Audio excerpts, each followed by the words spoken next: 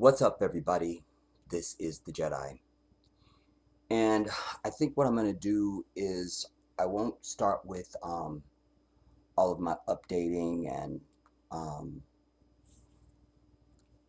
I'll leave that at the end. Um, I've been very under the weather most of July, quite frankly. And but I finally turned the corner and blah, blah, blah. I'm also not going to wait for a bunch of people to get here. I was going to go live on the other channel, but I really am trying to keep my Africa content to this channel, even though this is something that is more than that. It's really for everybody.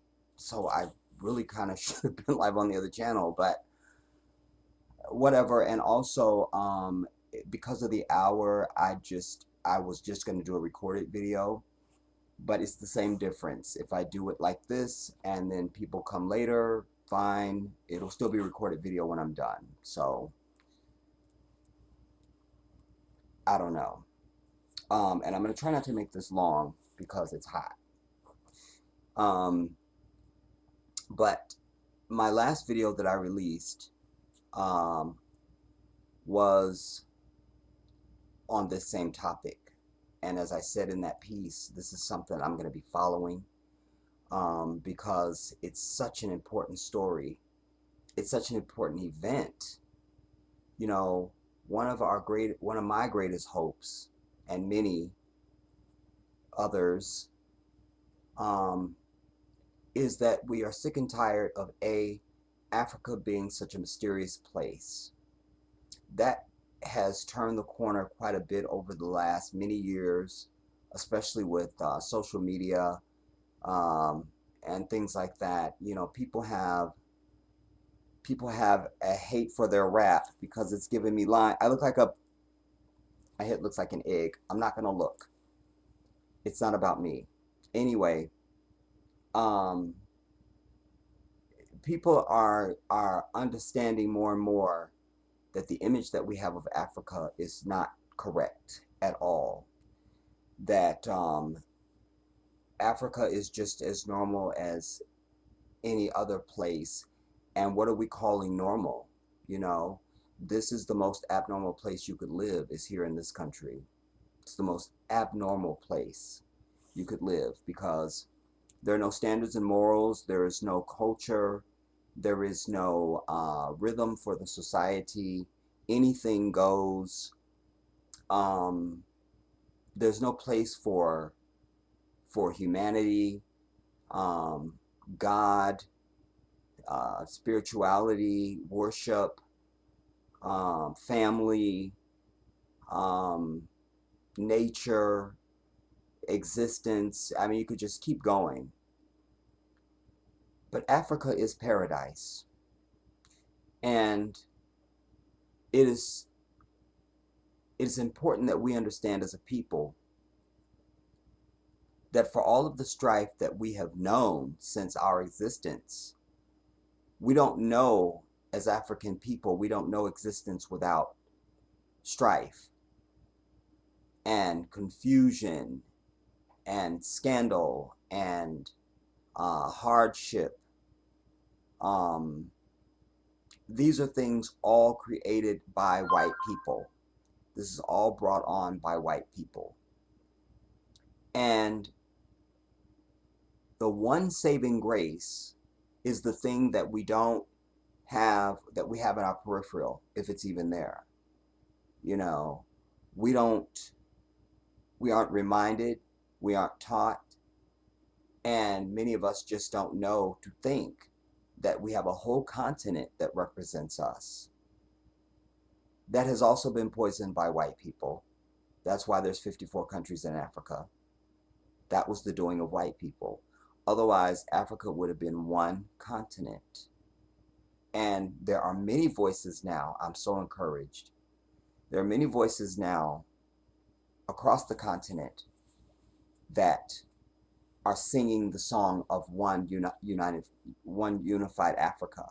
You know, one of the hardest things for me in doing any video is the title and the thumbnail. But I mention it now because I used a picture of Julius Malema, and he's one of the voices that preaches and has been preaching and will continue to preach one united Africa with one currency, one language, one universal constitution of laws, one leader, one. And this is the greatest nightmare of white people, you know, especially those who are in the know, you know, because they understand what I know and have known for so long. Once I began to, I don't know when I really became aware of all of this in my life, but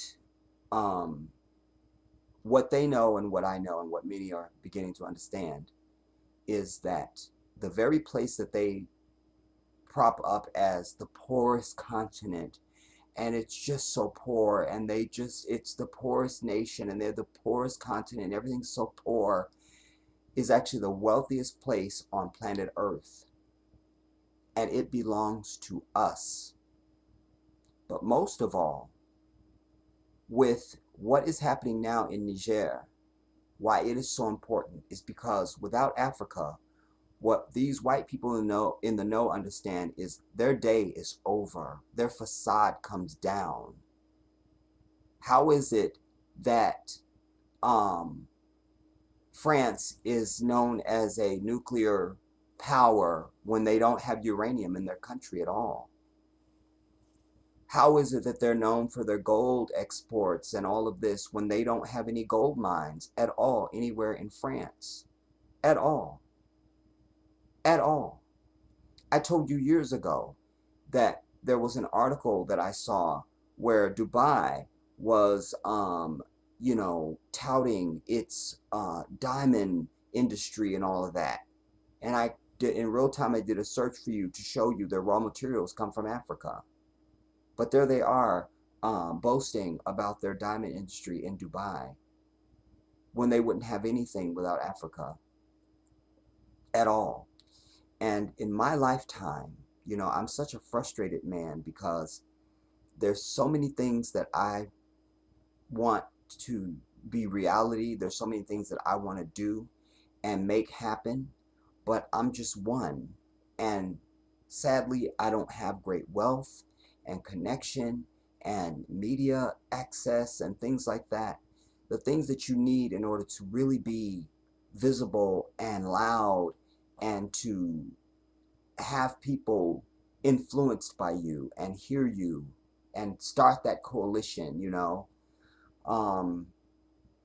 But this that's happening in Niger is so important because Niger happens to be one of the 14 French colonies. Just thefted ass countries is what it is. Don't give me colony, you know. And language is so important. So we got to get rid of all these little cushy terms that hide the true identity of shit. You feel me? Like, I'm over that. Thefted countries that they're still trying to, they still have had, they've colonized, colonization never ended. It never ended, you know, and by their bloody nails, they still want to try to hold on. But it's time for young leadership in Africa young, militant, angry, bold, intelligent leadership. You know, the old bastard that is the chairman of ECOWAS, he is from Nigeria. And I learned, which I shouldn't have had to learn, because all of his actions were anti-Islam. So I had to learn that he is a Muslim. Oh my God, wait.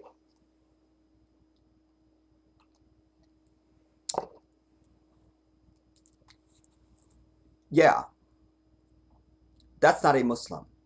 That's someone who's Muslim in name only. Because as I've said to you, and I will continue to preach, Islam is not religion, everybody.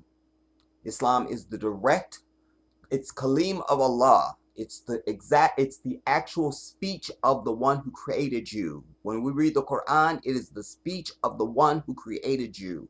It's not inspired, it's not as told by or this, it's your God speaking to you. And so everything about the Quran and Islam, the Prophet Muhammad sallallahu alaihi wasallam, all of this is your handbook, your instruction from day to night, from birth to death. Every single aspect of your existence on earth, all of your affairs, everything is addressed. All of it. There's nothing for you to be in question about. Why I mention it is because it dictates everything that we do. Everything. How we conduct business, how we deal with politics, how we deal with relationships, on and on and on. So as it relates to this bastard, this fossil, who is heading up ECOWAS, who needs to die. And sadly, these people just don't die early enough, you know? Seems like the more evil you are, the longer you live. But there he is.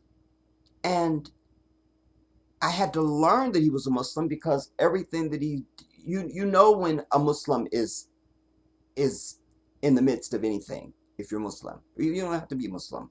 If you know something about Muslims, you can train yourself to, oh, that must be Muslims. That must be. And that's how I knew Bernie Sanders was an Orthodox Jew. He didn't have to say anything. I knew it. Everything about him, his actions, how he votes, what his record is, go back and see the things he's been doing. I was like, this guy, he's got to be Orthodox Jew. Got to be. Sure enough. Because like the Muslim, their doctrine is not just something they do on one day of the week. It's in every single facet of their life. What we eat, how we eat, where we eat, when to pray, how to pray. It's all of it. So there was nothing about this guy and nothing that's happening. First of all, ECOWAS wouldn't even exist. I mean, they could exist in their stated mission statement of who they say they are. ECOWAS stands for the Economic Community of West African States. You're supposed to be gathering the various leaders of these West African nations to come together for the economic progress of West Africa. You know, you're not supposed to be helping to hold back a sister country on your continent. It's so bold. They're so exposed. It's like everything that we know is behind the curtain. We already knew this, but it's like you literally pull the curtain back. It's literally like the Wizard of Oz, where they pull the curtain. Toto goes over there and pulls the curtain back, and the dude's back there, and he's like, "Pay no attention to that man behind the curtain," and he's still like you know they could see you now, and you still pay no attention to that man behind the curtain, hey, and they could see it's you. This is that. Like, the Toto just pulled the curtain back. We already know what was happening anyway. We didn't need Toto. And they're literally out in the open, like, clearly licking the ass of this white demon. Like, no, we have to do this for Massa. When the whole reason for the coup in Niger was to say, nah, we're not doing this no more. I showed you in my last video where just in 2021 alone, they extracted $4.8 billion worth of just the uranium. out of Niger and gave them $1.9 million. That's $1,900,000. That's not even $2 million. You just extracted $4.8 billion of our shit and gave us 1.9 million. But this has been going on for decades, everybody. And you go to these countries and you see the people who have everything, but they don't have that key ingredient. It's like they're stepping and then somebody's pulling the bricks from away. Every time you take a step, they pull that stone away. Nope, nope, nope, nope. You see? It's like that. And finally, you have these young leaders saying, fuck that. We over this. Now you got these old motherfuckers literally gathering to say, we'll help to hold that back so that you come in and continue to take your 4.8 billion and give them 2 million, which is not enough to feed 25 million fucking people. I'm over it. Like, this is why Africa needs a nuclear bomb. In fact, where's the brother?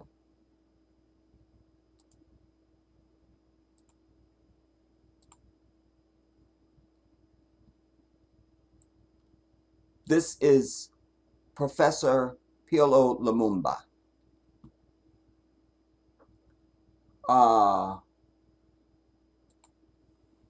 We don't need much because you just need to.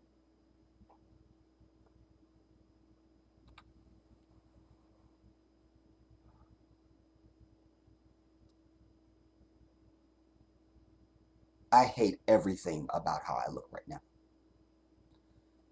Whatever. Anyways, just share this little skip it. That interference in Africa. Wait. Sometimes I wish, and I'm saying this seriously, that we too had a nuclear weapon, because that is what Europe and America understands. Thank you. I've been saying for as long as you've known me, when we were dealing with police brutality, I said violence is the only answer because that's the only thing they understand. That's how they have gotten and get everything that they've ever gotten. That's how they achieve. That's how they run everything. That's it. Everything's through force and violence. Nothing is kind and asking and diplomatic and none of that. Do you understand? If you're not affecting their ability to take another breath on earth, or you can't affect a way to take all of their money, you aren't doing anything. It doesn't even register to them at all. Means nothing.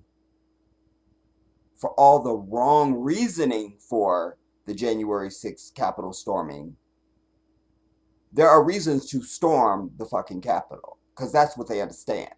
When the people come, you see, they'll sit up there for year after year telling, well, Joe Manchin, and we just can't get anything done, and it's Kristen Cinema, and it's this other bitch, and it's until the people come through the doors. Suddenly things can get done. Just they went for the wrong damn reason. Do you understand? And indeed, the Constitution provides for you to vanquish your damn government when they do the shit that they do. You see? But I digress to say that this is the key, is the understanding that Africa has to be able to protect itself. But sadly, as it is here, you not only have to fight this white demon, you also got to fight your own fucking people who are in bed with these demons. Do you understand? The last video that I put out, I'm going to put it up again because they took it down because I had a white faggot or a black faggot fucking say that he was reporting me to the authorities because I was calling for the death of somebody. None of it was true. Do you understand? I mean, but again, it's your own. Well, he's not my own, because that's anybody that acts like that, that's obviously not a black person. But I'm just trying to say it's an age-old story. You got to fight your own. You know? So in this case, we see some of the faces with ECOWAS literally trying to bring back the puppet that they had installed in Niger that's been keeping the system going. That's it. Just keep the money flowing to France. Just keep it flowing. 80% of their reserves, their money, has to go to France from all the 14 francophone countries. And then if you want some of it, you have to borrow it at a high, you have to borrow your own money and at a high interest rate. You just giving it to them because they say so. Like, it's not like there's no military in Africa. We have countries that have militaries. Do you understand? But this is the type of crime against humanity. For all they're so concerned about human rights when Kamala Harris gets her bitch ass off a plane and goes there to celebrate this rainbow flag bullshit. And she's so strong on human rights, but you don't got shit to say about this as a human right, that the people have a right to prosper from the riches that are under their feet. But you're concerned about some bitch that can't decide if they're a man or a woman. I mean, how do they even let her get off the continent alive? I mean, this is that level of of of of rage and injustice and just evil at a level that you physically want to do something. Like somebody's grill has to be busted and you got to see the blood fly. Like it's that serious. If it's not clear enough for you, imagine now that here in this shithole of a stain on the earth called America, that you now had no place to live. At the very least, you had just bare minimums, which many people do have we have an epidemic of homelessness, so we have it. But just imagine if that was just the norm, widespread, and you found out that, well, America doesn't have anything. We'll say if they did. And let's say they had uranium. And you find out that all your uranium that could make you rich and give you power and electricity and nuclear energy and all the other shit was just being shipped away. What? Or let's make it more tangible. Your own home, your family, you got a bunch of brothers and sisters. Your mother's a single mom. But your father is still living. And your mother makes, $300,000 a year. That's a nice little salary right there. You see, that's a coin.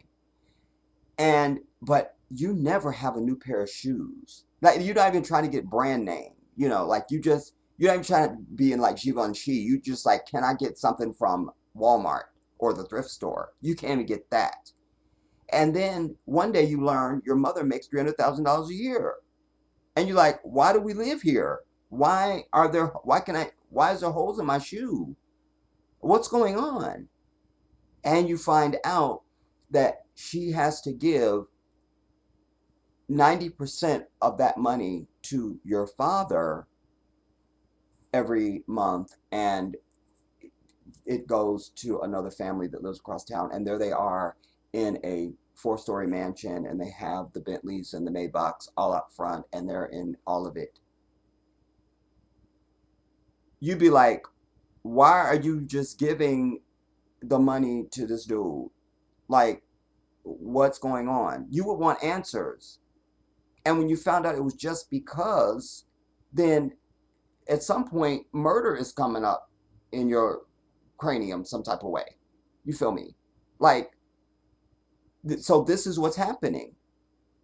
And so you have this whole body of these West African nations that want to now help the white devil to continue their system. France cut off aid to Niger. Bitch, we just cut off your entire life because we just cut off uranium to your bitch ass. Aid. We don't need aid. That's why we've been getting aid, because you've been taking the shit that would make us rich and don't need no aid. That's why. You see? I'm telling y'all, when this thing first became known to me, I wanted to speak about it at that moment, like, because it's on right now. It's on, and I need you to understand that. But it's a moving story, and I know that I needed to wait. Like, you gotta wait. You don't have no choice. You gotta wait, because it's still happening. It's like, ooh, the train is gonna crash, but not for another 24 hours. Well, you gotta wait. So what made it beautiful was just before that I'd done a video. I didn't know this coup had happened. I didn't know any of this was happening. I had just introduced you to Ibrahim. I can say his brother's name without seeing it.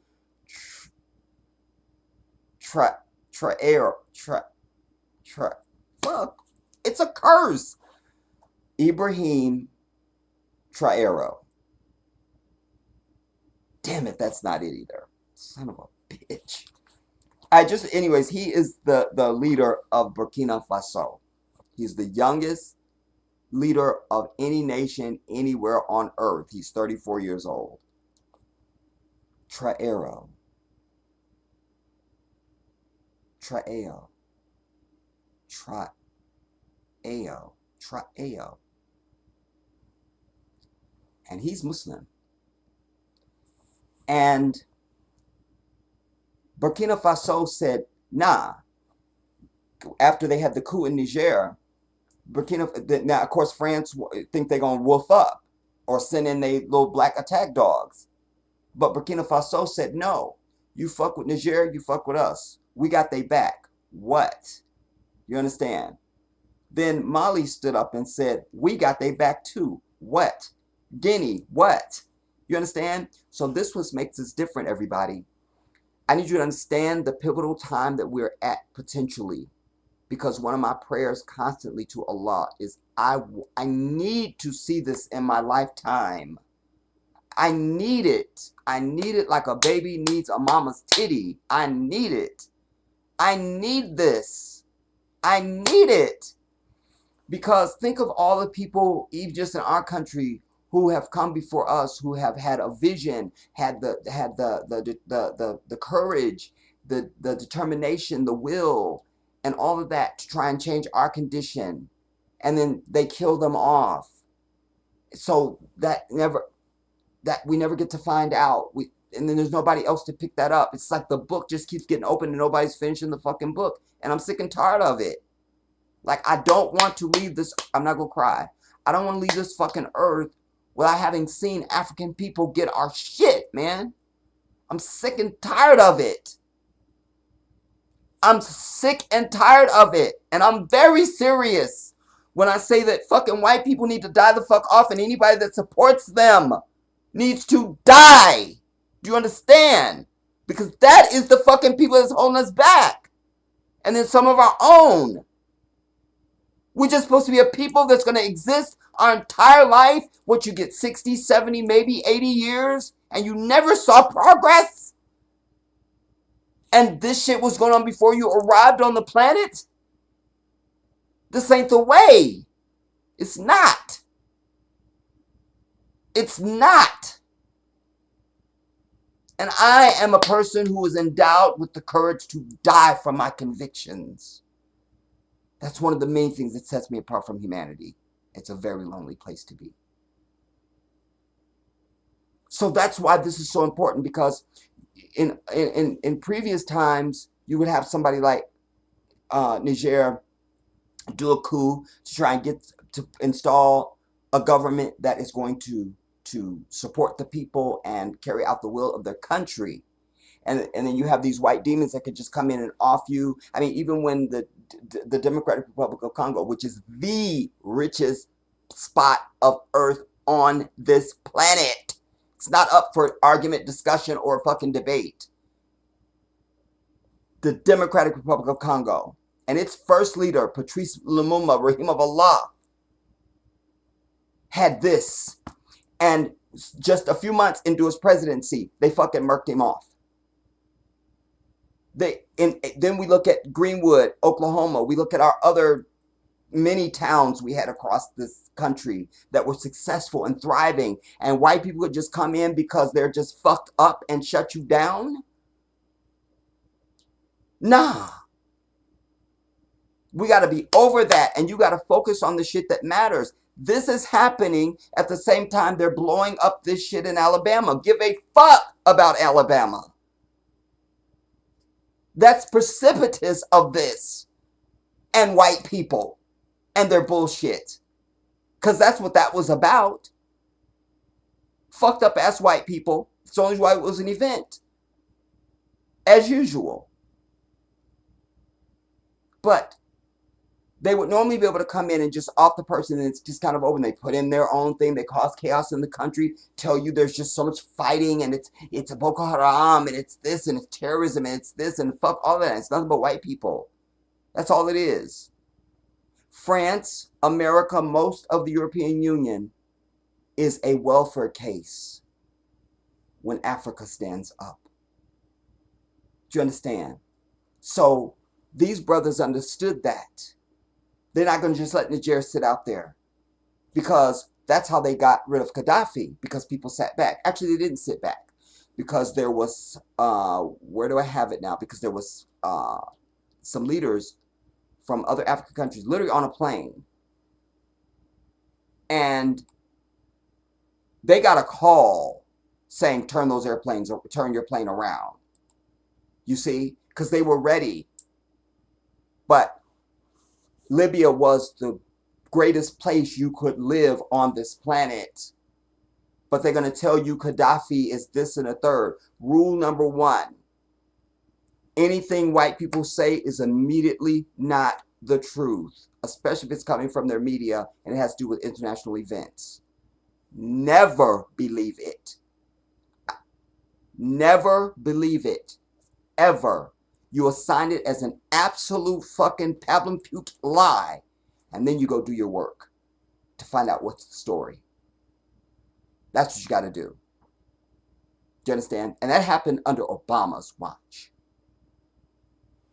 You see, not that I'm blaming Obama, because again, we have to be in context. We have to understand that no black man was going to come in there and change several hundred years of white evil for 5 minutes, under threat of his family and his wife and his daughters and their extended family. I mean, he has something to protect. Do you understand? So, but naively, he thought he might be able to do something because he believes there's good in white people, because his mama was a white lady. His grandparents. He don't have the same point of view that even his wife, who sleeps right next to him, would have. He can't. He's a very intelligent man. I'm sure he can infer, but he doesn't have. Inferring and having is two different things. You understand? He's on the other side to some degree, you know? He just is. And then he's got the threat of death over his head, because I'm sure probably even before he started running, or certainly after he was elected, they take you to a room and they show you a video of the Kennedy assassination that no human being has ever seen, and said, this is what you're going to do, or that will happen to you. Do you understand? You know, but this is different, because these other countries stepped up and they're not backing down. And the brothers who took over in Niger are not backing down. Nah, not this time, bitch. And if we got to fight ECOWAS and ECOWAS's mama, goddamn it, bring it on. And this will destabilize West Africa. It could get into some other areas. I'm a little nervous about what it means for my return to the continent. I don't know, because Senegal is one of the Francophone countries that fucked up ass France has say over and shit. And Senegal surrounds the Gambia. That's something else. But this has big implications on the negative and the positive. But the key here is the perseverance. Because no matter if everything goes straight to hell, these brothers remain firm, then it shines the light on the other Francophone leaders who are puppets. Because you must be a puppet if they ain't got a problem with you. You understand? And we go by that rule here. We've known that just inherently as black people here. Even Michelle Obama said when Obama first came to the firm where she was his mentor,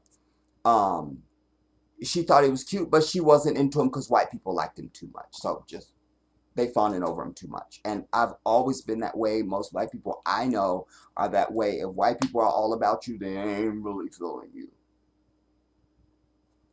I ain't really feeling you. Like, I gotta see if it's something else, you feel me, that may, but just that's usually a sign like you got a stench on you that we just can't. You know, even panda bears, when they grow them in the, to relate it to nature, because I always tell you, creation is not for decoration. Everything that Allah has put before us is for information. It's to speak to you, to teach you, to tell you. And so with panda bears, when they grow them, when they when they grow them in, you know, they have to grow them in captivity or for some reason because they were whatever. Before they release them, they have to drench them in the stench of the polar bear stuff before they release them. Otherwise, the other ones will kill them and like, nah, that ain't one of us. Like, nah, and they'll just kill them off and attack them. You see, there's information. What's of you should be of you. And when it's not, that's a problem. That's a problem. That's a problem.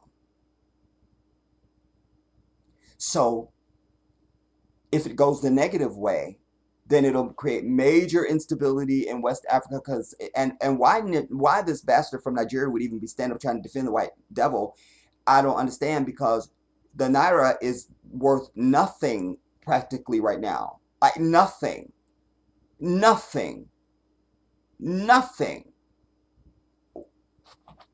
Well, let's just find out. Let's find out. Let's find out what is the worth of the naira. I've got my hefty converter right here. So X out of that. The naira. Let's just put in, oh, I don't know, 20 US dollars. 20's nice little rounded number. The naira, that would be $15,243 dollars and 82 cents of the naira. Do you understand? And every other currency that I'm interested in here, it's the naira is the one that the dollar is strongest against. Like, wipe that shit out. You understand? And also, not only is their currency fucked up in Nigeria, so this bastard who's the old fossil who's leading ECOWAS, let me show you him.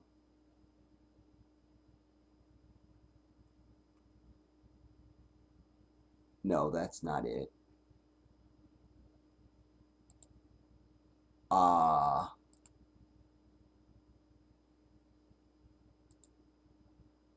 Oh, here's a picture of him. Just quickly. Oh, it's gonna go away because I just brought you in and now it's gonna do stuff. Hopefully you'll see him before it switches.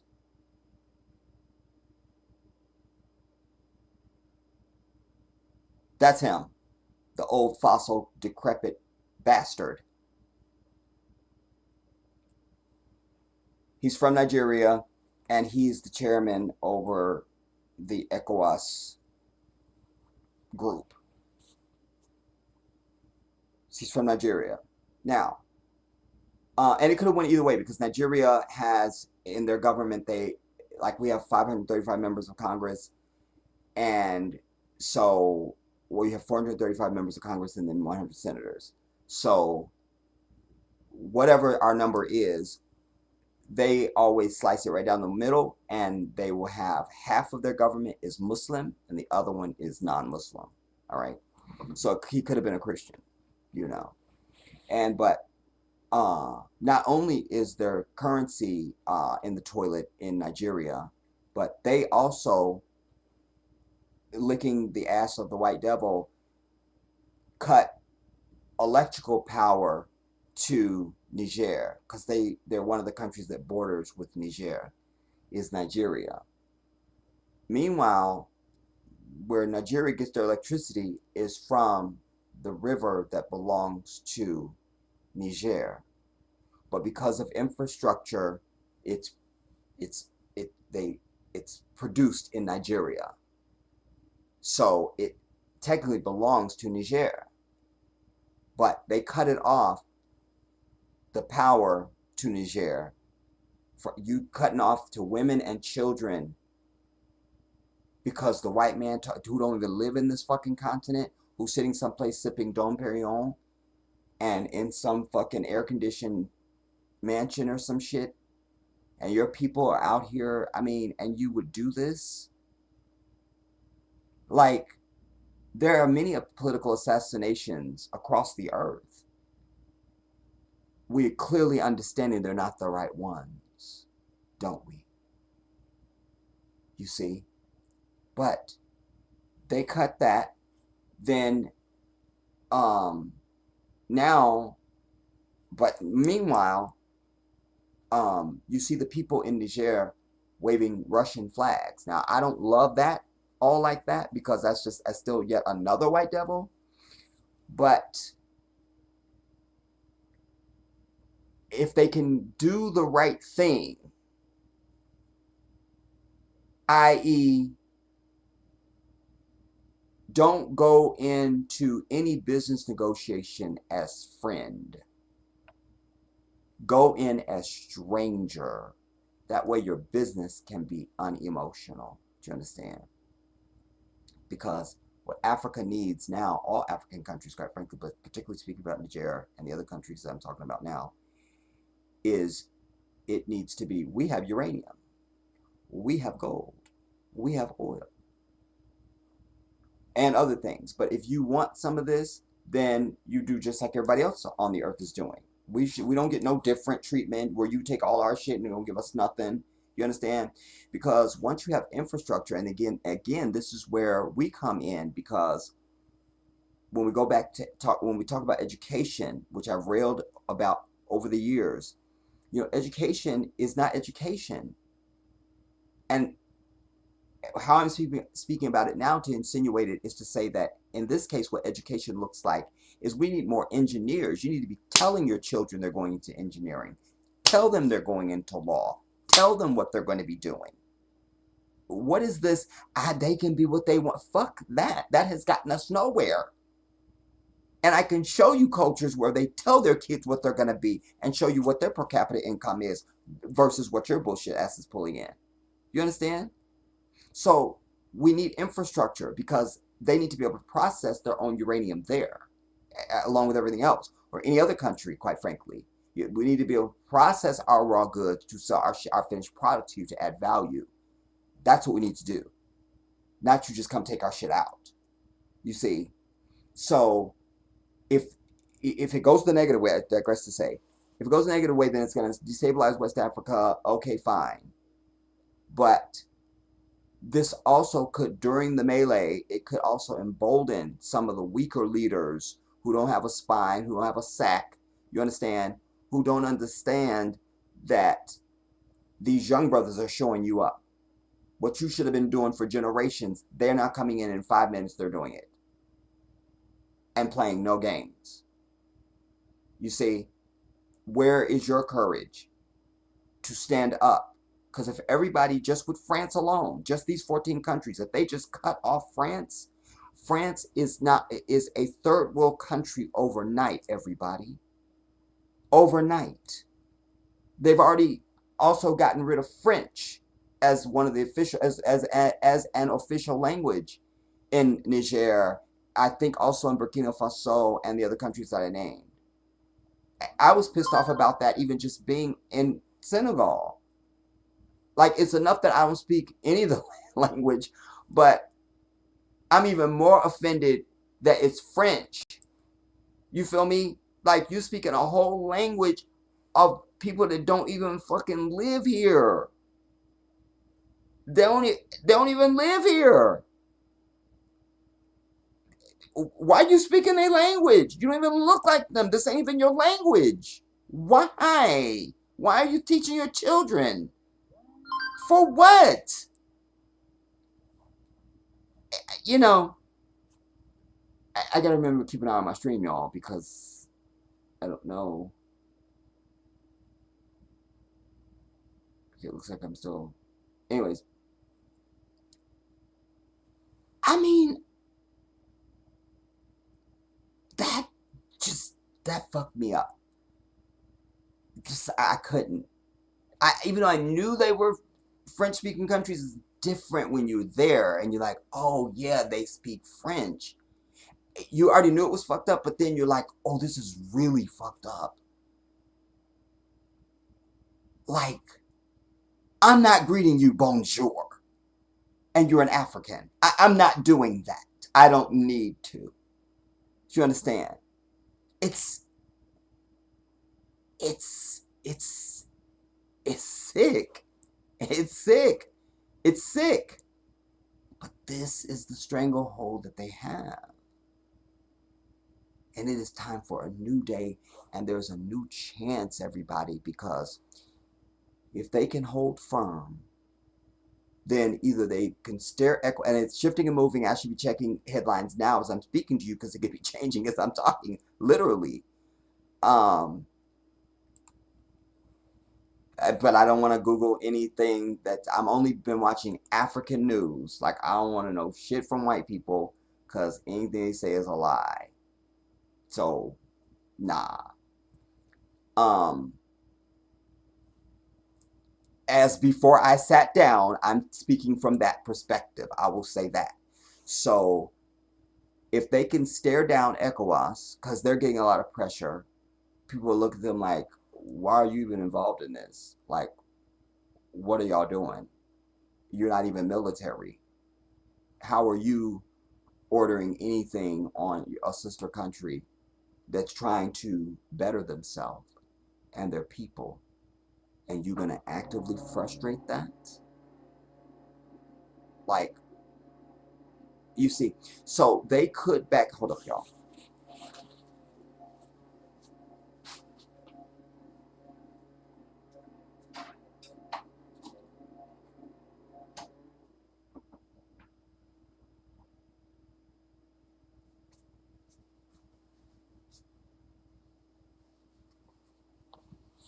So they could come to their senses or be intimidated enough or something, and then that would be off the table.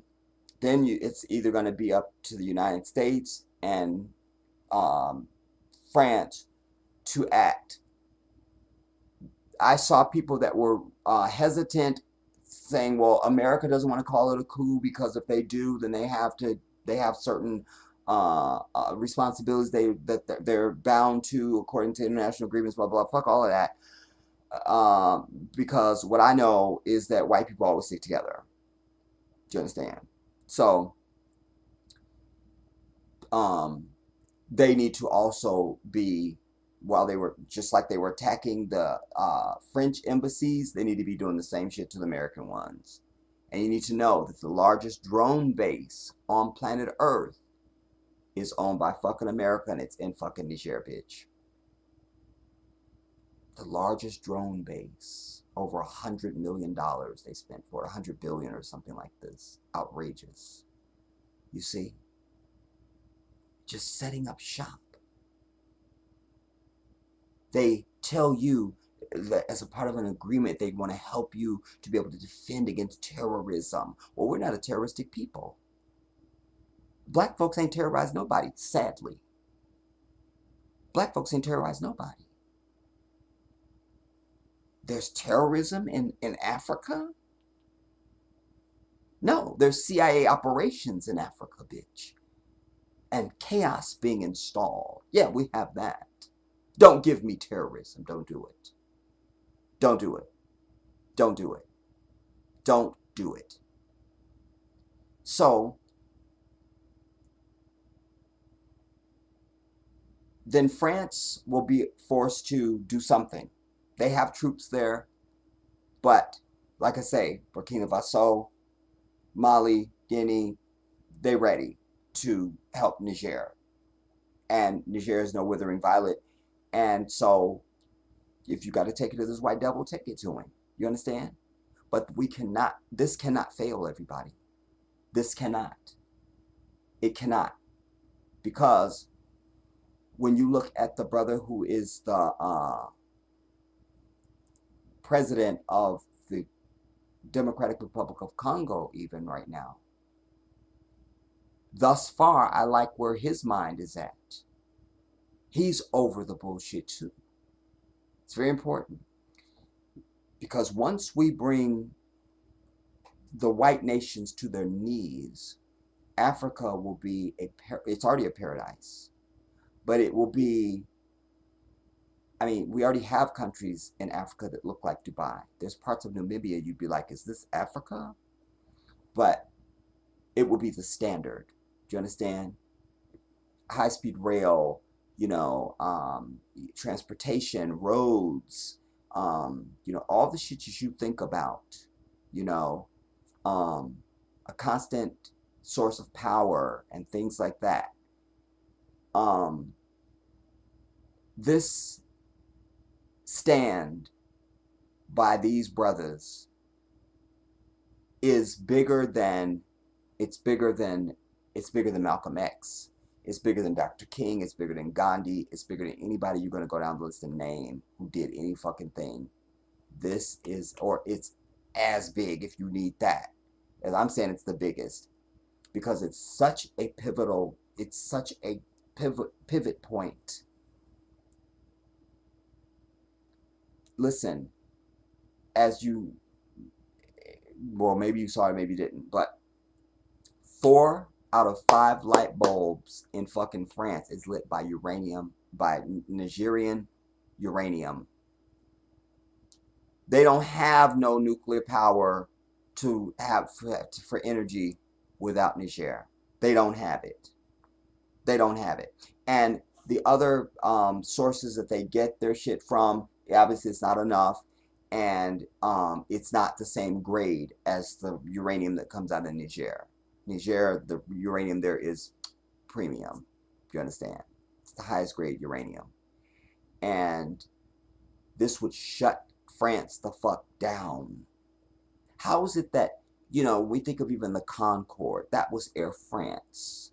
That should have been an African thing. You see? We need to have a bunch of shit in our house that says made in Africa, bitch. Made in Mali. Made in Niger. Made in Ghana. Made in Gambia. Made in, wherever.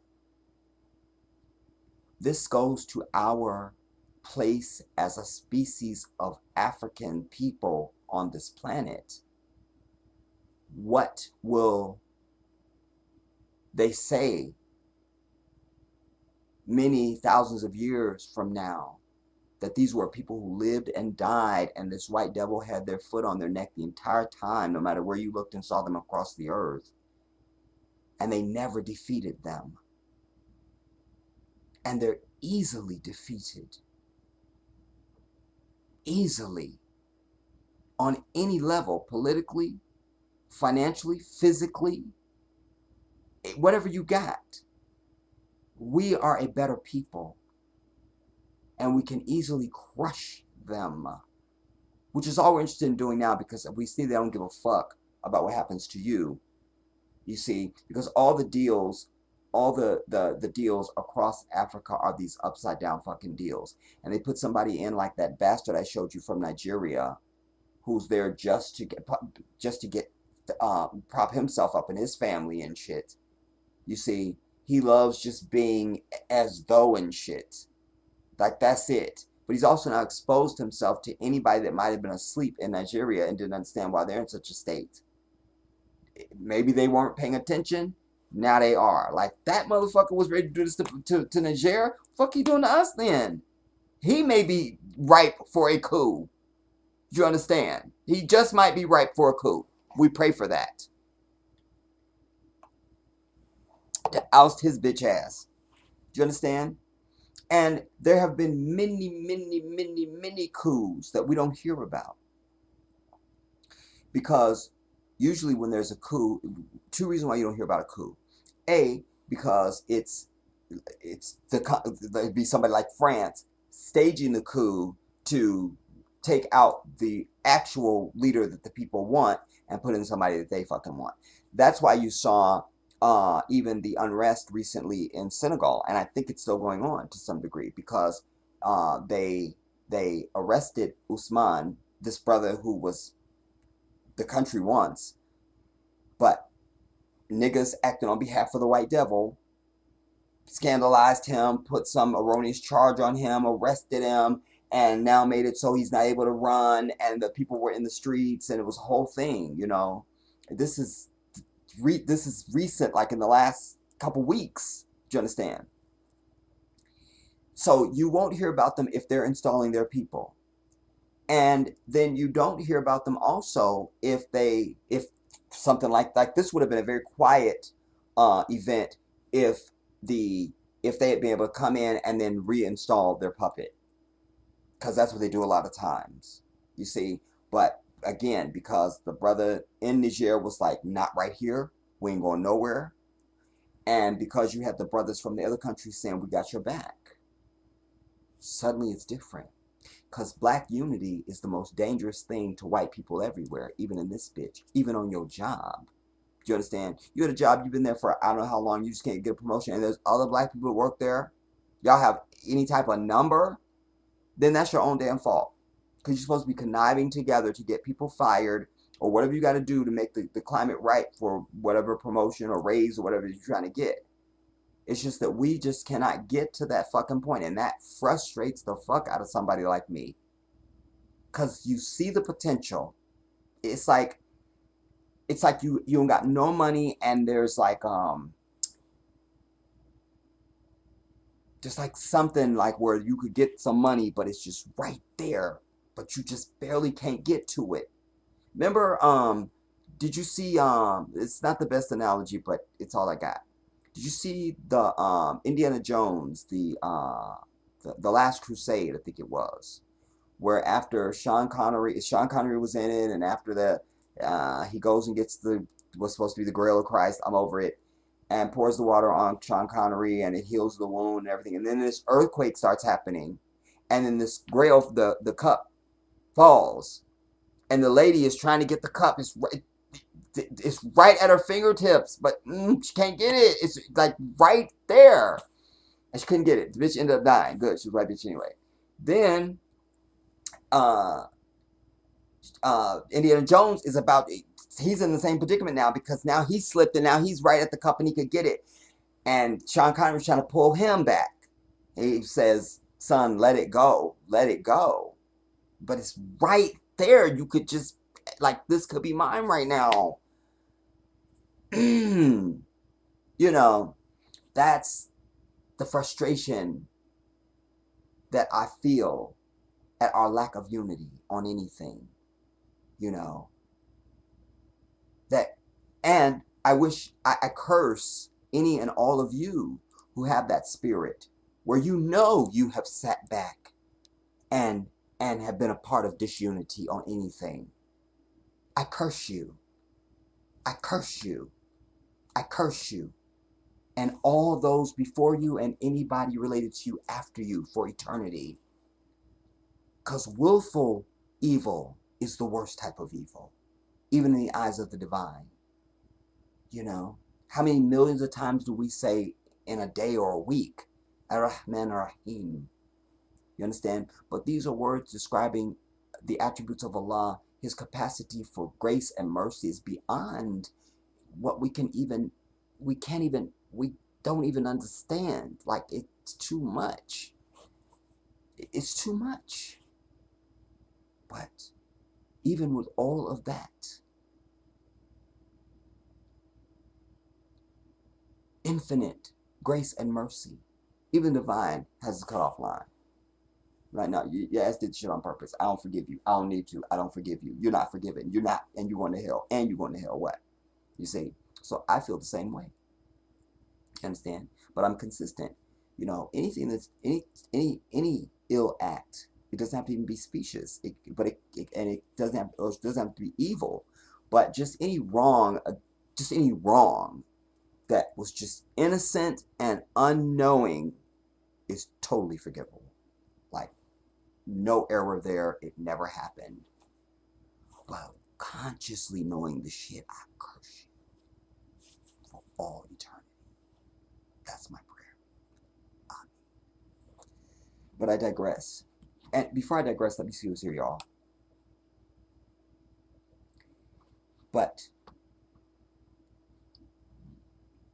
this is so important because if ECOWAS backs the fuck up, because they're so exposed now, and they're drawing fire to themselves they otherwise would have had, then it's just between the Francophone countries and France's bitch ass. And the countries stand in the place of leverage. Because we have everything we need. You don't got shit we need. It's just you've been fucking up the shit that we have for us to have for ourselves. And now that we have vanquished you, we can get about the business of enriching ourselves and having our resources enrich us and support us. You understand? And you can go over there and die off. You see? Then it's going to be about what the fuck is America going to do? And, you know, the last presidential cycle, it was about what's your black agenda? They was asking every candidate. We need to start adding to that as a universal statement. We don't mean just how you feel about us niggas here. Because we know your bitch ass will sail to fucking Africa and tell them they gotta fucking put on rainbows and dresses and shit when shit like that I'm telling you about is going on. So are you willing to stop that shit? If not, you not getting our vote. Which I'm not voting anyway. Like, I've been over the political process in this bitch. I'm not a citizen here anymore. I don't give a fuck. But if you're going to still live here and you think you want to be involved, then that's a little political suggestion to you. I'm over it. What I need to be at? I need to be on the stream. Live stream. Let's see. I want to shout out Sweet D. A big shout out to you, Queen. Original Jewess. Woohoo, Jedi's live. Yes. But not for long, because it's hot as fuck up in here. And I can't wait to get naked again. Simply Sandra, I simply love you, and I simply could not. Just after you sent me the last information, I was like, what else can I say to you? I'm just as devastated.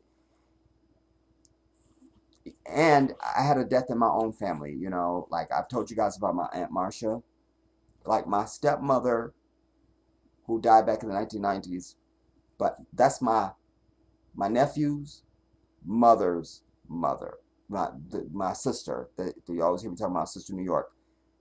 I'm the baby. I'm the last one from my mama, and that's when they sealed the fucking tomb. Done. Do you understand? She just happens to be the child that my father produced, the only child that my father produced outside of my own mother. Anyways, my Aunt Marcia is her aunt. My aunt would have been my stepmama's sister. My Uncle Don, Marcia's husband, passed away. And they just buried him yesterday. Yesterday, yeah. So it was just, it's just a lot. But I'm so glad to see you, San. You say, is live. I am coming to you from Atlanta, GA, on my way to my hometown, Indianapolis, in the morning to go be with my big sister. So good to see. Yeah. And we'll speak because we already talked about it. Righteous indignation. Oh my gosh, the one and only Jedi, Your Excellency. How do we have the pleasure of seeing you tonight, just by the will of Allah? Righteous, good to see you. You go on and say, I was wondering what happened to your video on Vivek Ram. I'm coming back because he is the biggest racist ever ran for fucking president, and he's a bitch and a whore, and dude. And then what I was pointing out in that video was that he was calling Juneteenth a throwaway holiday, and on and on. Just the level of people, just the cultures, that they feel like the way to be American is to hate on black folks. And they come here and try to be as white as the fuck as they can. There was another Indian dude that ran on the Republican side years ago, and we don't remember his name. I can't even remember his name now. This guy will be the same way. Nobody will care. Nobody, because the party that you represent, they don't like nobody that don't look white. Motherfucker, don't you know that? Fuck this dude. And the bitch that gave birth to him. I said it. Um, anyways, and so they didn't even bother to understand what was going on with that. I didn't care. I don't give a fuck. Because like I say, I'm the Jedi. I'm not a channel. I am the intellectual property. I am what Allah has given me to speak. So I'm not a channel. You can't shut me the fuck down. You just can't do that. You feel me? So what does that mean? You don't like the fuck I gotta say? Click your bitch ass the fuck on someplace. You're not even a subscriber, bitch. Like, I still think that it's still the truth. You didn't change shit. I mean, what are we talking about? Anyways, something's in the way. I can't see the rest of your damn comment. I don't know. It's like something's over it. Like I can't. Anyways, um, the LV Glam 26, shout out to you. Traore, thank you. Thank you. Why do, I'm bad with names anyway, y'all. But I'm just like, why every time I go to say this dude's name, I can't say it. Traore. Traore. Traore. That's what it is. That's what it is. Black Winter, a big shout out to you, Queen. Anjane 23, patience with me, Queen. I love you, Jedi. So happy to see your face. What's up, family? Yeah, I've been through a bout too, y'all. Like I said, I want to usually I open up and give you guys. But I just like let me just get straight to it, and I'll talk about that at the end. If anybody wants to hear it, they'll stick around. If not,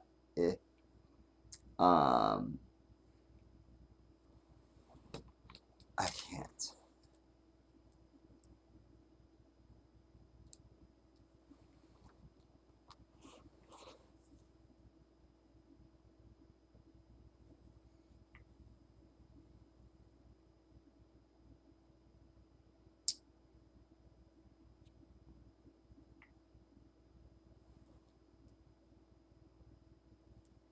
Where did it go? I don't understand. It says live chat has moved. Well, where did it move to? I didn't move the bit, so I don't understand it.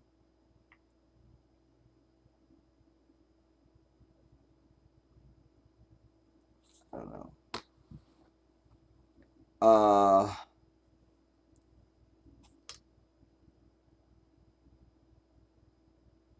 Raimi. Just I can't see it from here. I'm say Raimi.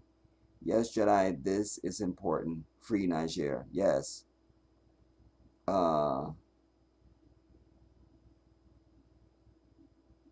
Joy Fitzgerald, shout out to you.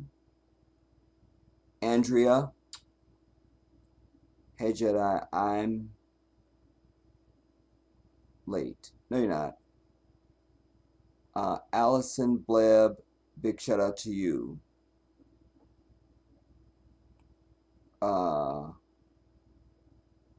Cheryl Bryant, just ended my shift with this stressful ass job.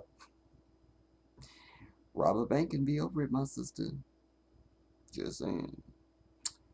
At least the home invasion at Oprah's. Anyways, hello Jedi the King. Here not been able to comment on your last few videos. I recently watched your most recent video, but I didn't get a chance to comment. I have been so busy in this stressful ass job. Well, what are you doing, Cheryl?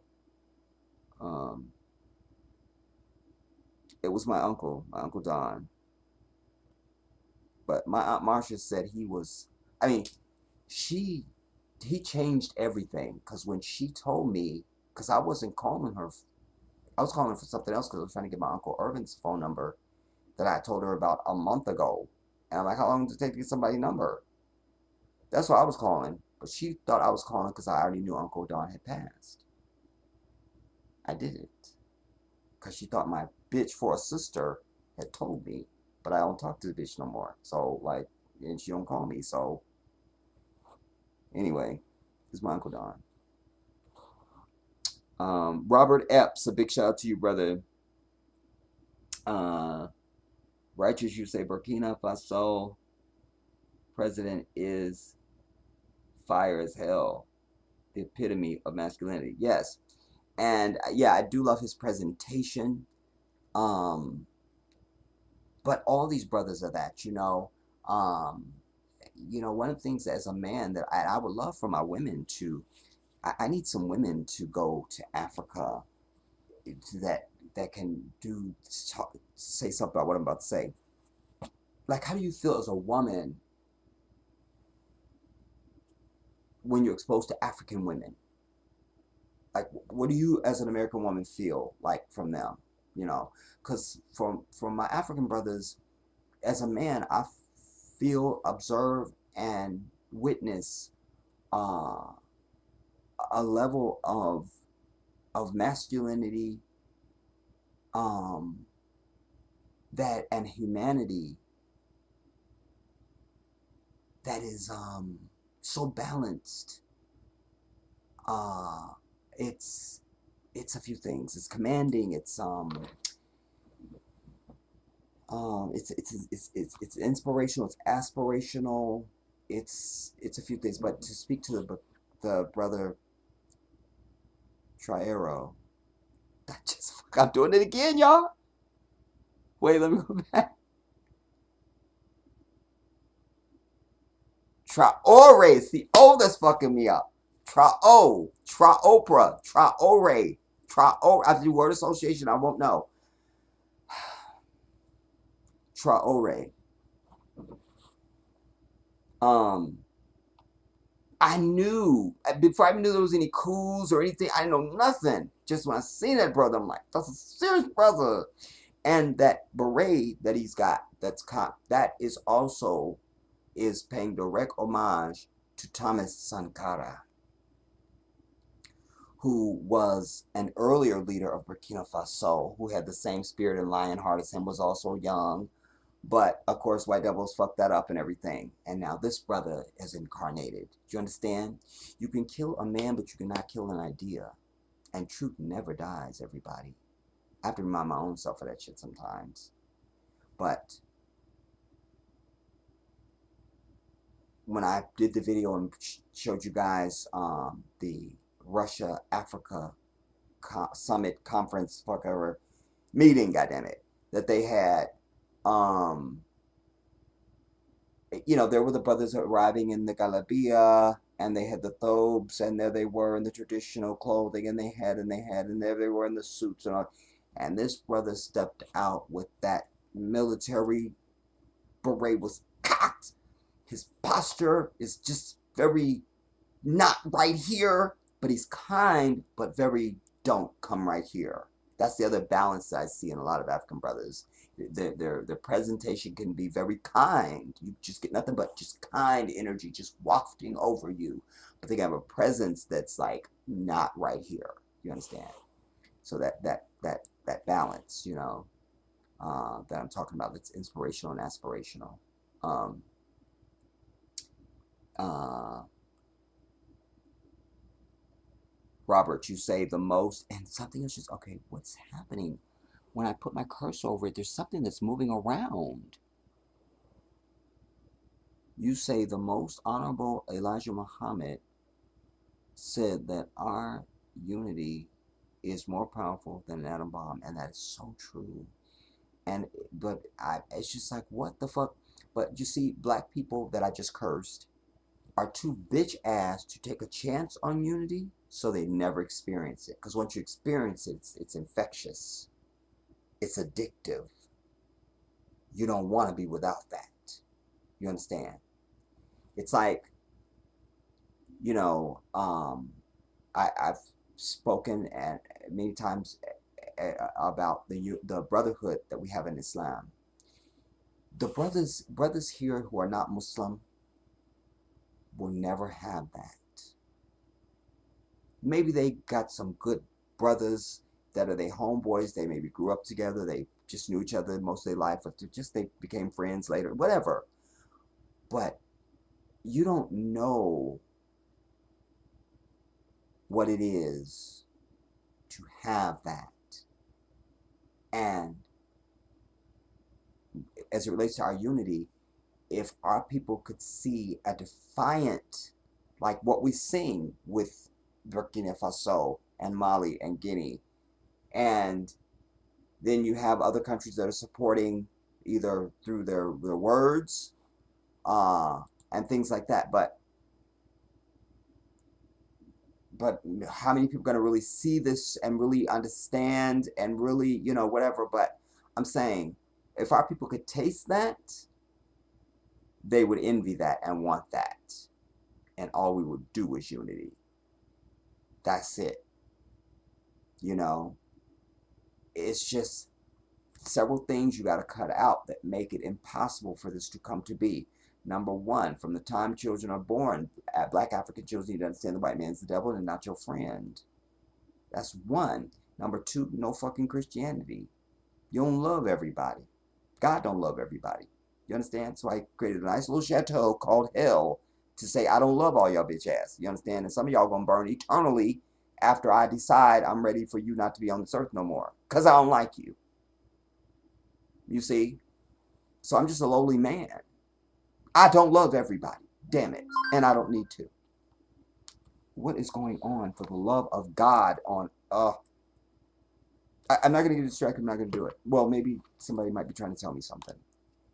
Because there's been times I've been sitting up here and we ain't got no sound, or I froze, or some shit happened and I don't know it, and somebody's trying to reach me and tell me something. So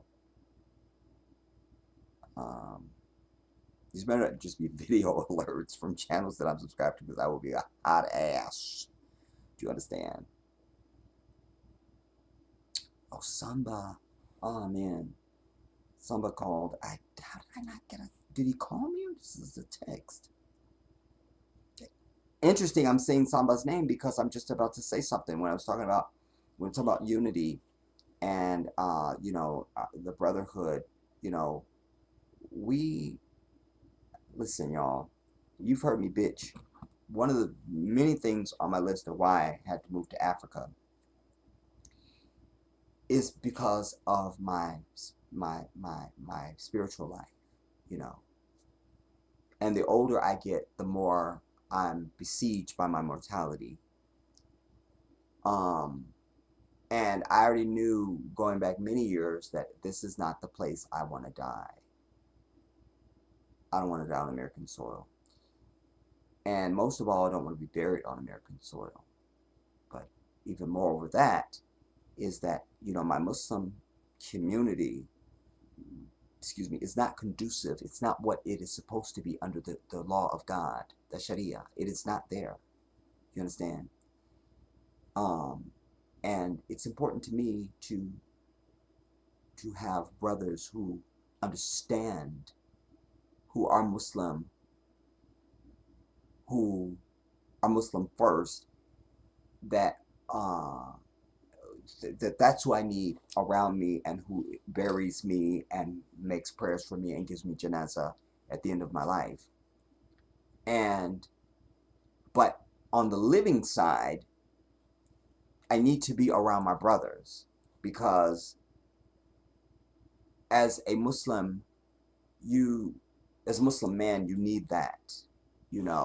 I feel like men need camaraderie with men anyway, but certainly as Muslims, and certainly as righteous, as someone who's righteous, you really need that to reinforce your own spirit and your own everything. It's hard to articulate it in words, but I had to go all the way to Africa because when growing up I always had that, but then it just, depending on where I've lived, there's been varying degrees of the brotherhood, but these last many years, it's just not, my community is just not what it's supposed to be. And so I had to go all the way to Africa to finally feel that again and receive that again. There was a brother. Um, I was in the grocery store, and he. I only remember his name because his name was same name as my best friend and my one of my favorite prophets, Joseph.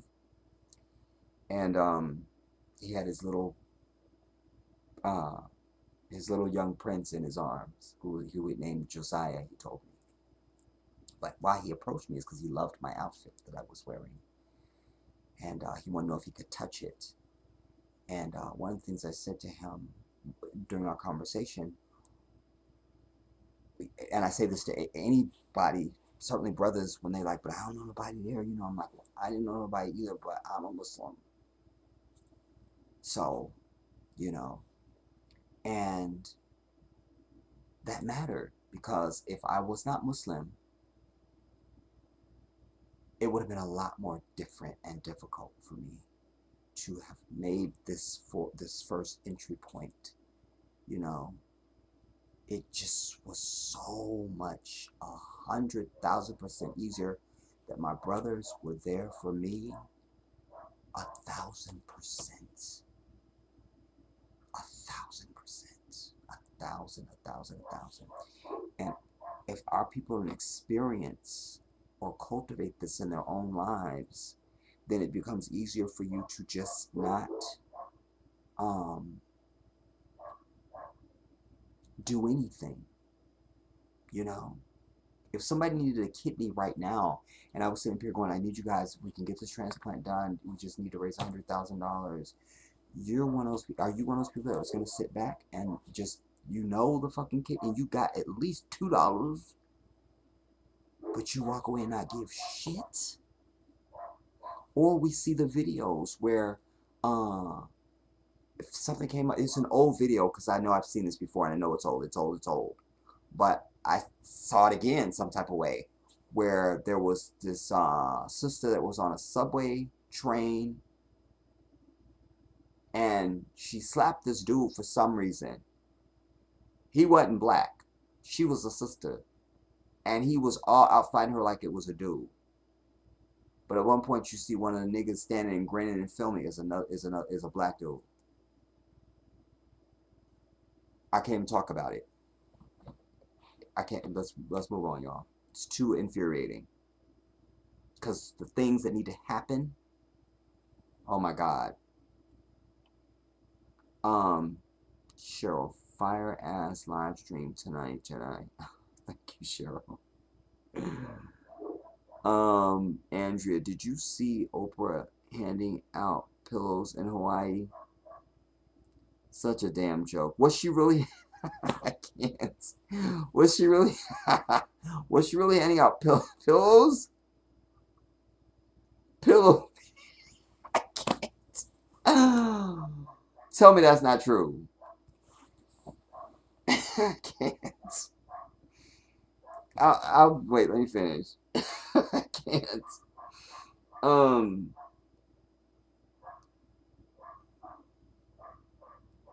I can't see this because there's something over it. I don't know if there's some new feature or something, but like, I can't see. It's something. Okay, now it moved.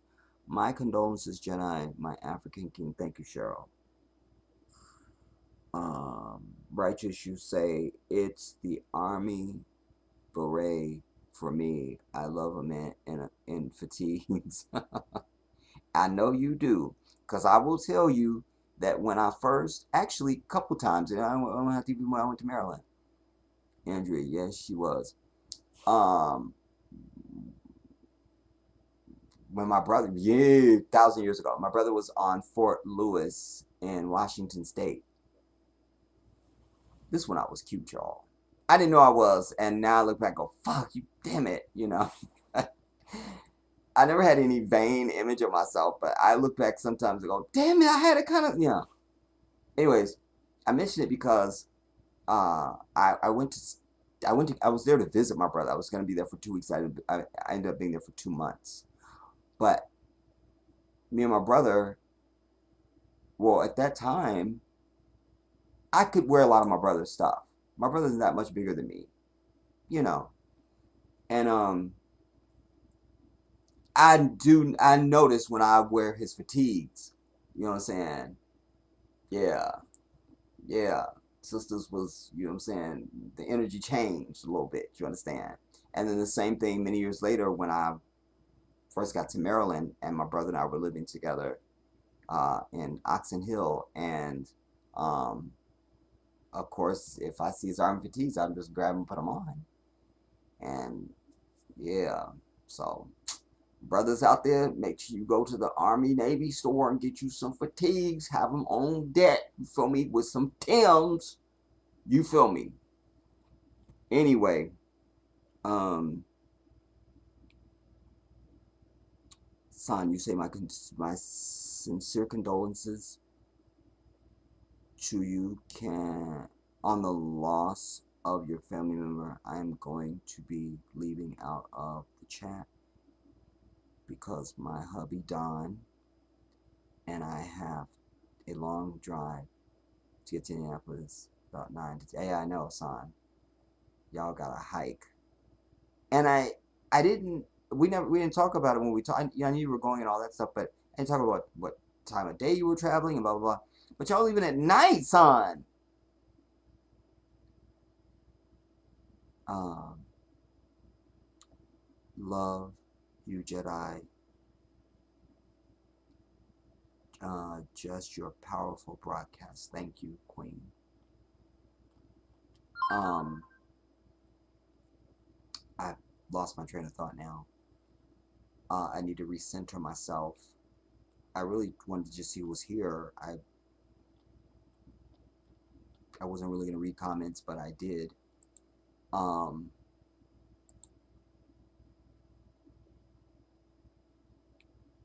oh, that's long. I don't want to do that one.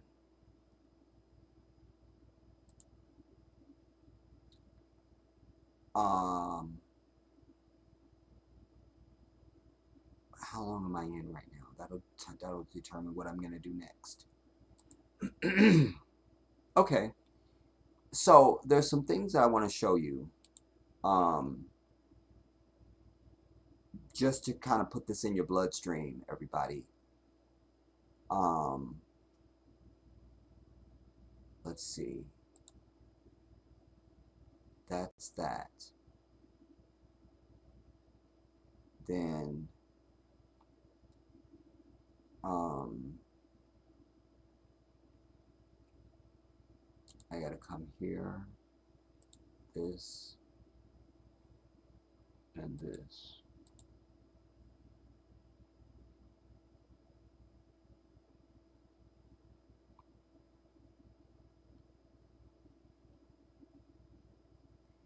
The moment that you have, at the end of this, there's got to be victory. The moment that you have victory for Niger, and they have uranium, so they're not gonna have no problem selling the uranium. Like we're gonna be good. Do you understand? It's uranium. Um, then suddenly Niger in the next 10 years begins to look like something very different than it looks now. And any of these other bitch ass sellout Negroes in any of the other Francophone countries that are puppets, then maybe you got some other folks that coo up on their ass, or they turn on Massa. Can't imagine that would happen. But crazier things have happened. But they begin to see, wait, we can get our respect and our prestige by doing the right thing.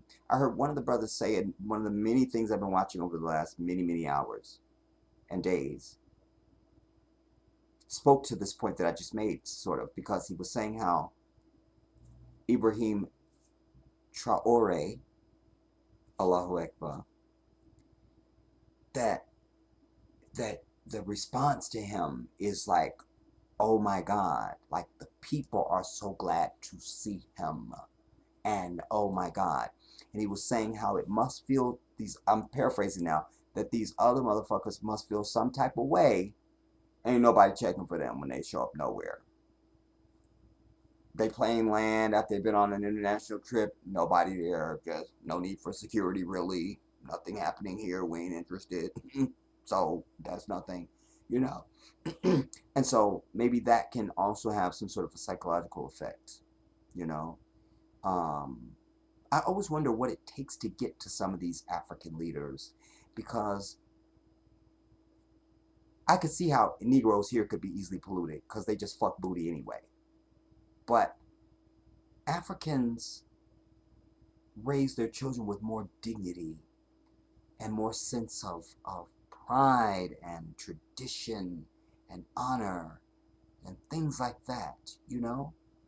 There's still a pecking order of seniority and things like that. How do you get to some of these motherfuckers? How? You know? I don't understand that.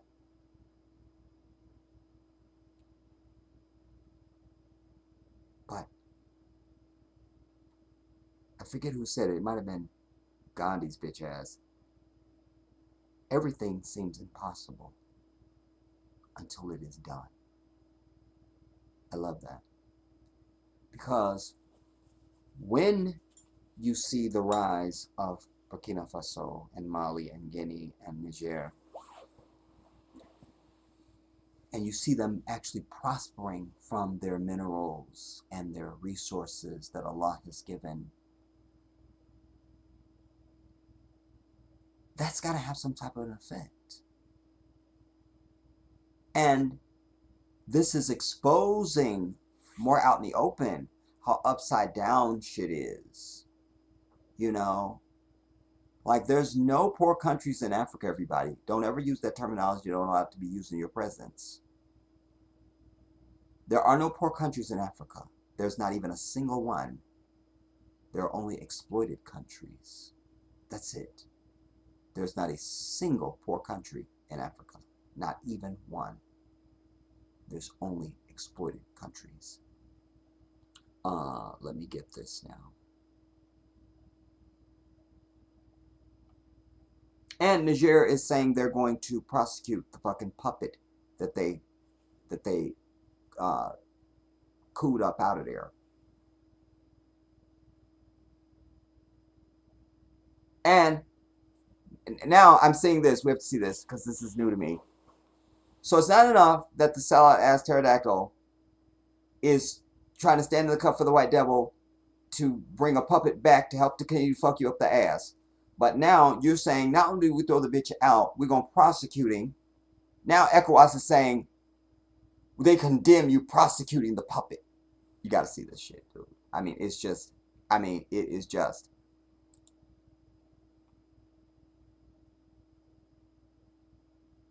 Let me cue this.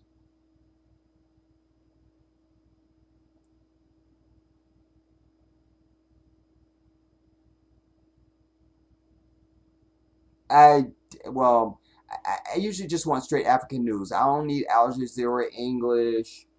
Like I don't need no fucking shit that's run by white people at all. Like I get my shit directly from African news.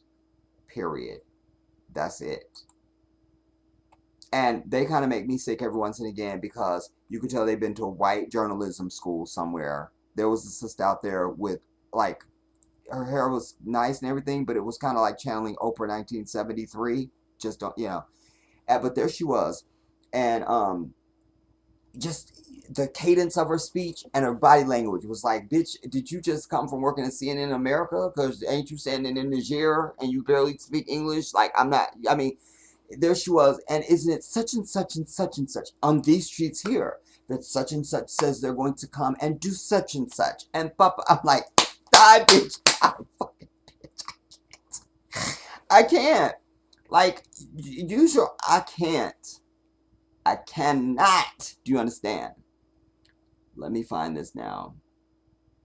Uh,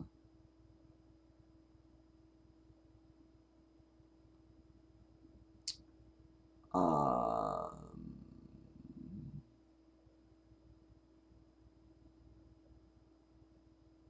Oh, I didn't see this. Uh, wait now. Oh, stay on course, Jedi.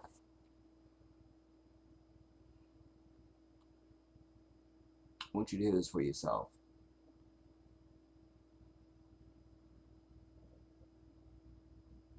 It's maddening. It's maddening. I mean, you know,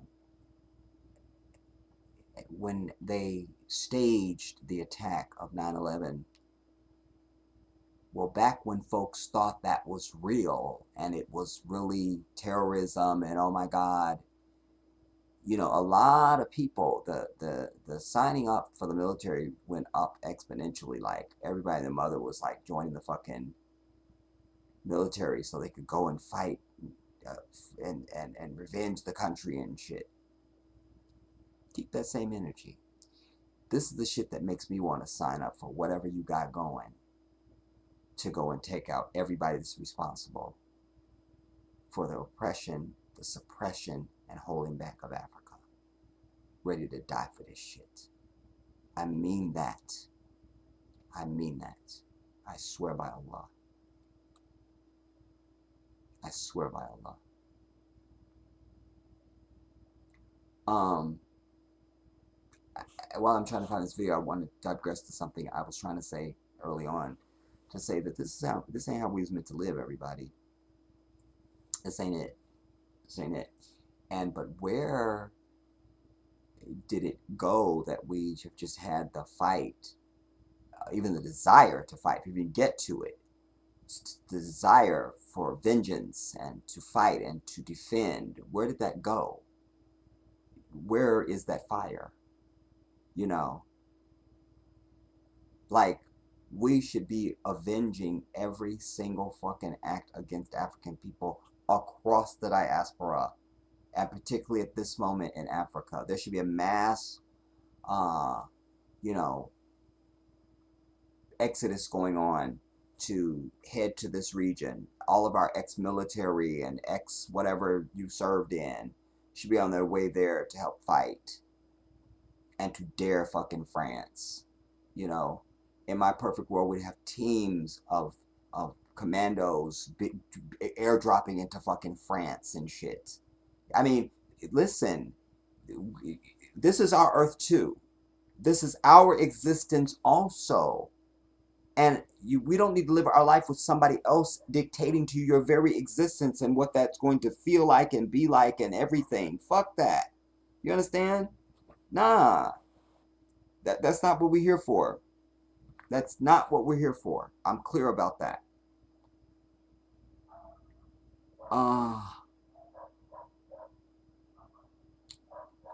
I just need this damn video. Where the fuck is it?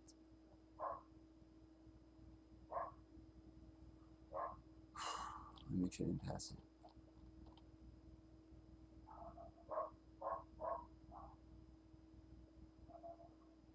Okay. While I'm trying to find that, you should see this. Well, no. Well, why not?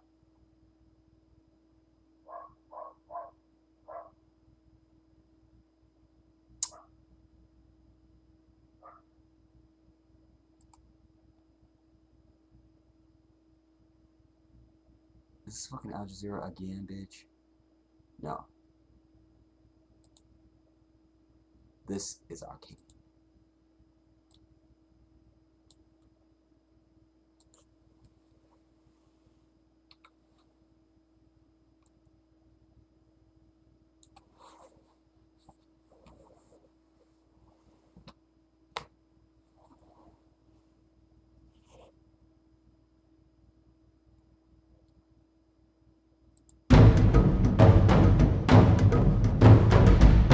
This is Ibrahim Traore. By the way, and maybe I have to play it from my own video, but at the Russia Africa summit, they had the regular summit, and then they over the next day or the next couple of days, and they had various individual leaders coming in, meeting directly with Putin, just one-on-one with their people. And it was so impressive. You know, they had the long table. I forget how many chairs were on this side, and then Putin and his people on this side. And his people came in, preceded him, and stood in front of their chairs. And his chair was already pulled out. When he entered the room, he came in, and when he sat, the brother pushed his chair there, and the brother sat down. And then the translator bitch said, when Putin said, he goes, "Oh, it looks like a military unit," you know, because they were so like, "What, bitch?" Oh, it was, oh my God. I mean, listen, stagecraft has its benefits, everybody. When you're a leader, you want to be taken seriously, you gotta trap yourself in shit that looks like that and be that. That's how you get your respect, your cred, you understand? So you can't come shuffling in. Come on, Biden? What? Shuffling. Ooh, there's a leader. Fear him now. Ooh.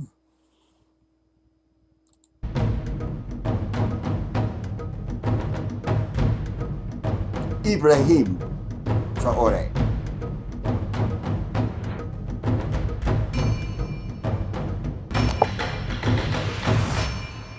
I'm beginning to see Look, a replica, which or a replication. everybody say me and Ibrahim look alike and stuff. Everybody be saying it and stuff. Everybody be saying it. It's always somehow.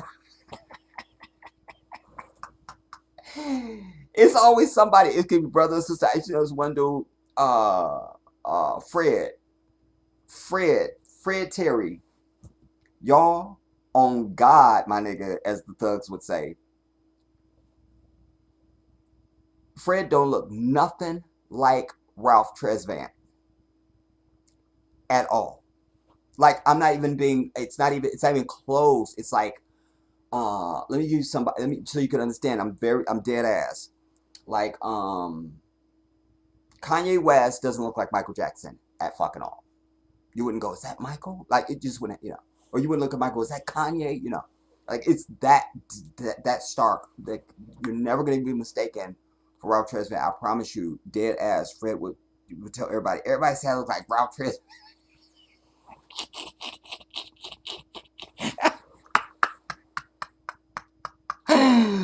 And so ubiquitous was he with this that I started like at one point I started working. I was working at this job. This is back in the 1990s, y'all. I was working at this place. It's just like Home Depot. It's exactly Home Depot, but it was called Home Base. And one of the dudes that worked in building materials with me, Brian, we was talking one day and we realized we both knew Fred. And at the same time, we both said, "Did he tell you you look like Ralph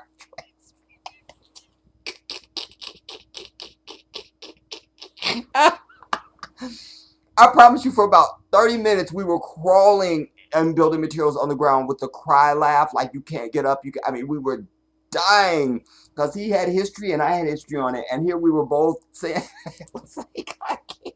It's like, Fred, you do not look like Ralph Tresvant. Anyways, me and Ibrahim, everybody be saying we look just alike and stuff, so I already know and stuff, so that's not even.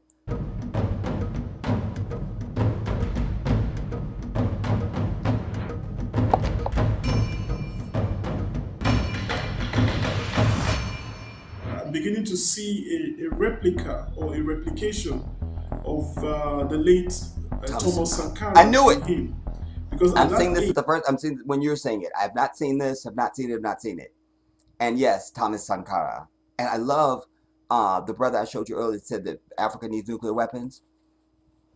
That professor, that dude is on. He has all the facts and figures. He knows everything. But I love when he talks about Thomas Sankara. He goes, and I can remember back in the year 1963, Thomas Sankara. I love him too. Thomas Sankara. I can't even hear his name without thinking of Piolo Lumumba. But yes, he's right. This definitely Ibrahim definitely gives echoes of Sankara, because Sankara believed in his own time that there was another one that was coming that would be like him. He said those words, and subhanAllah, we're seeing it, we're hearing it, and it's there, and wow. Application of the late Thomas Sankara in him, because at that age, Sankara was just within that age bracket, even while he was president in Burkina Faso, that same country. Obviously, he has something within him that has propelled him at such a young age to the pinnacle of political power in Burkina Faso. And that would mean that he has a drive. Obviously, he has an ambition.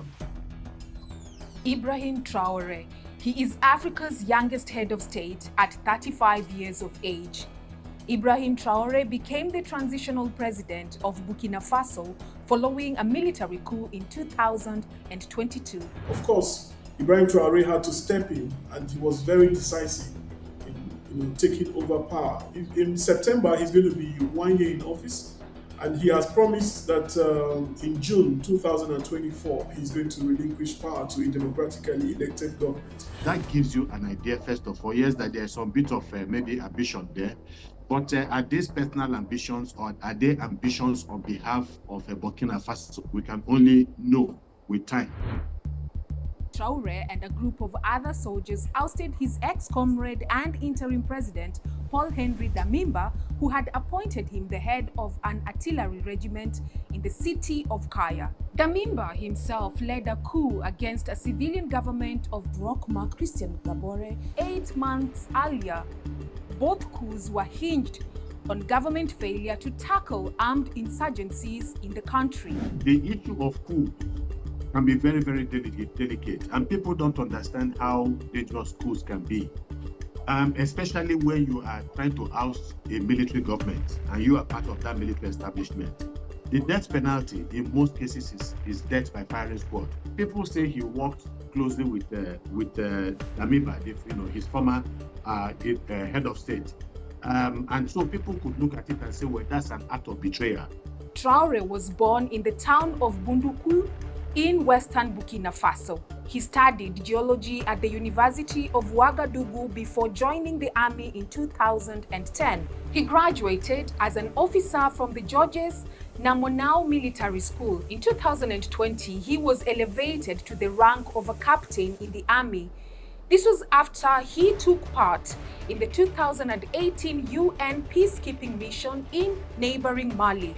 He also fought on the front lines against militants in the northern part of the country he now leads. I think he has an interesting personality for anybody that would hit the limelight. The way he has, he's not just any ordinary person. Burkina Faso has witnessed political instability and armed insurgencies for years, contributing to the insecurity across the Sahel since 2015. The French army operated in the country since 2018 in attempts to tackle armed groups behind the violence. But in February 2023, the French troops were forced to end operations in Burkina Faso on claims that their military presence had not improved the security situation in the country. Traore's takeover in 2022 came during a time when Russia's influence in French-speaking African countries seemed to be growing. He is among junta leaders in West Africa with strong anti-French sentiments. Le Burkina Faso est fatigué avec le cas de la France. Alors le Burkina Faso veut rompre toute relation qui existe entre ce pays et la France. Traore has made it clear that Russia would become Burkina Faso's choice as a new partner in the fight against militant groups. They've accused France many times. This is the general belief that the French, needed to have some crisis in those areas so that they can deploy their troops. And this was what gave rise to the G5 Sahel, and they were all, French countries. You had Chad, you had Niger, you had Burkina Faso, you had Mali, making up the G5. Just like President Traore, leaders of Mali, Guinea, and most recently Niger have all come to power through military coups. Some of these countries these military, juntas will remain in power. But will they be able to do those things that they have complained about that led to their taking over, political power in their countries? I don't know, but they have to try to learn to walk the talk so that they can put certain structures on ground that even eventually by the time they leave, the people of those countries can say, well, the military was here, but it was not so bad, even though they eventually left. And now the military rulers in the Sahel are teaming up. Mali and Burkina Faso are strongly supporting the new junta leadership in Niger with their solidarity delegation visiting the country. Then you could call them military adventurers because we now have we have no definite knowledge, about what exactly is motivating them. They could be motivated by selfish interests. They could be motivated by genuine patriotic national interest to protect their patrimony, their common patrimony. That's They right. could be motivated by the fact that the political class have failed their people over time, consistently, time and time again. So it is a matter of survival, and that's why they.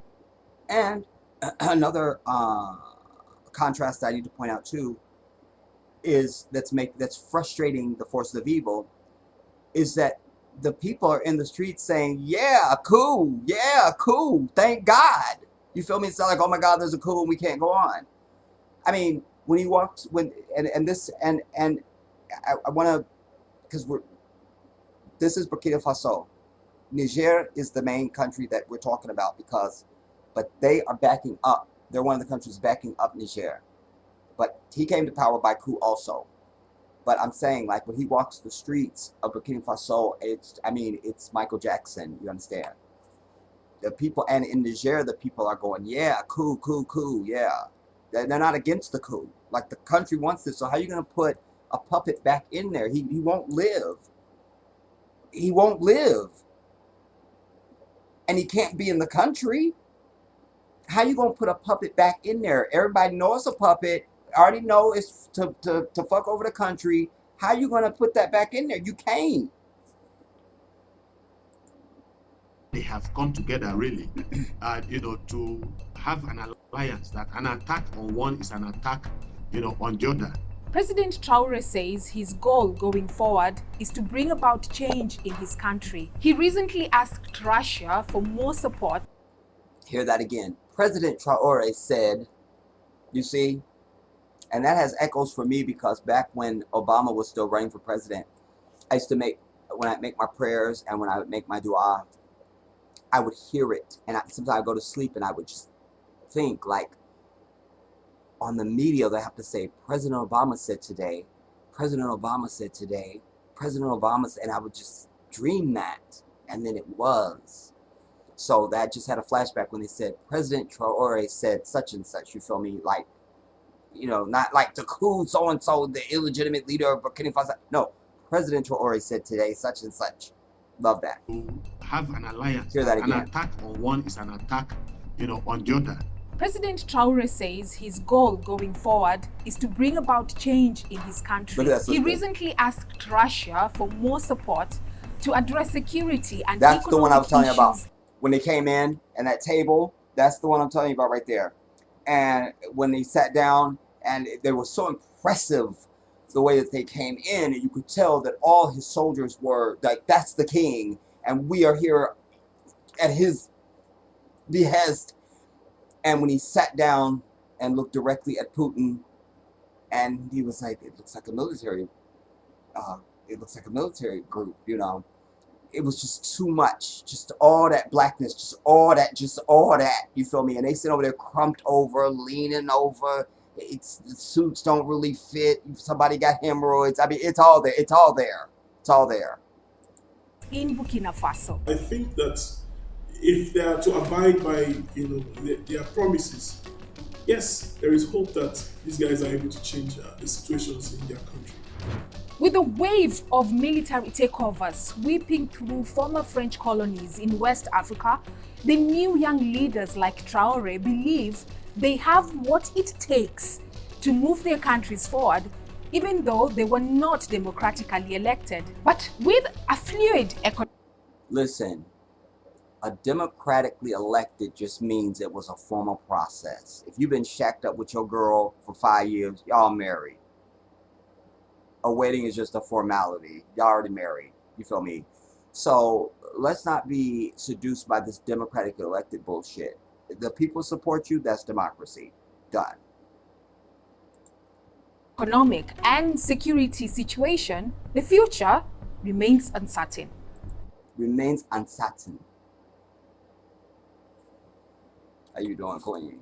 So she want me and everything. So you could tell how she was looking at me right now. I mean, you could see it already. I don't need to say nothing. You seen it. But you seen it. But you seen it. And I look like rough draft pants.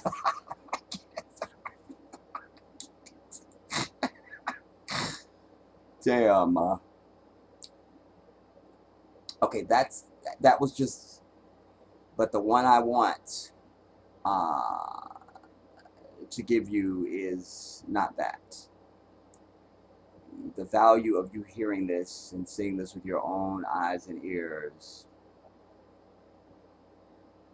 should enrage you. Where is it? Oh, I found it by accident. Wait. Oh, because it was a different one. Yeah, it wasn't the original one.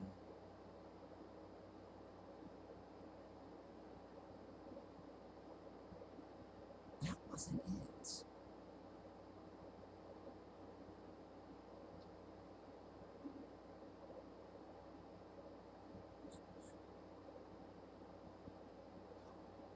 This is not it.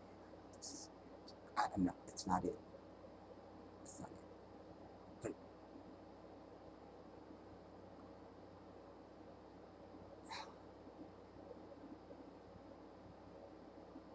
this ain't it. Why am I clicking on it? This ain't it. I already know it's not it. It's not it, but it's not. So France is never leaving no, Africa. I think that's definitely not it. this far we've established.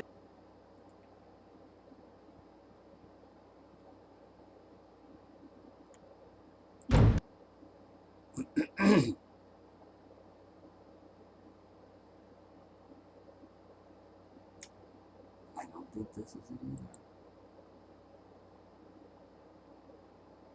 Is it a different thumbnail? Most of the time when No. military coups happen in a country, you find Damn it, no.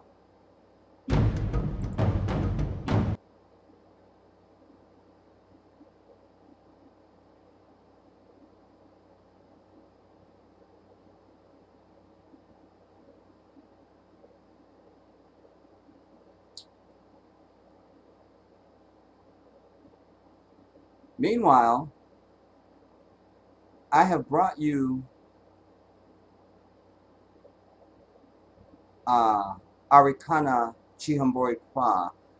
She was the AU, or the African Union ambassador to the United States, for about 5 minutes, because she was exposing and talking about the bullshit that France is doing to Africa, among other things, because she took us back to the Berlin conference, and she has all the facts and figures. She has it all.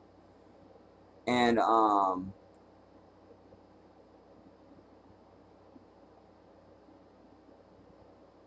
but everything that she has said is now being magnified in a way that must make her feel some sense of gratitude. You know, I feel it for her.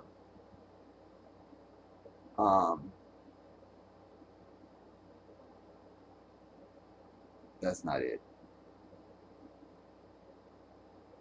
Damn it.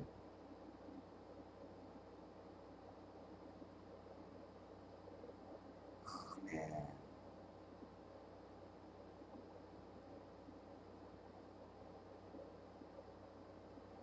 Well, this will be of value. This, because, well, let me just see.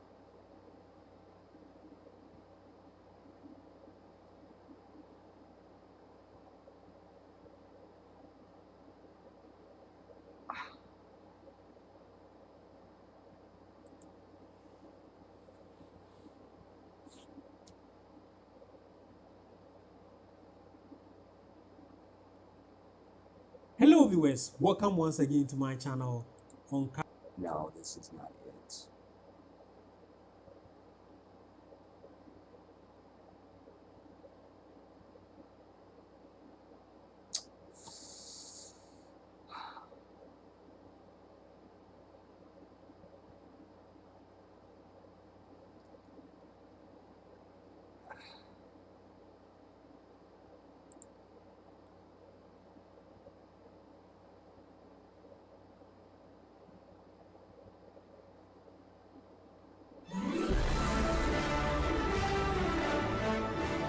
Yeah, wonderful people, viewers and subscribers. Let me just do this one very sharply.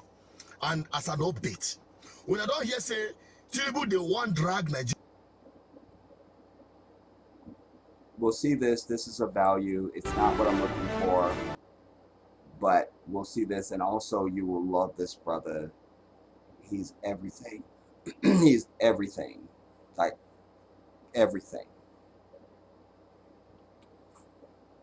This is some of the response to the fossilized pterodactyl from Nigeria that I'm telling you is the chair of ECOWAS that's leading the shit for the white devil.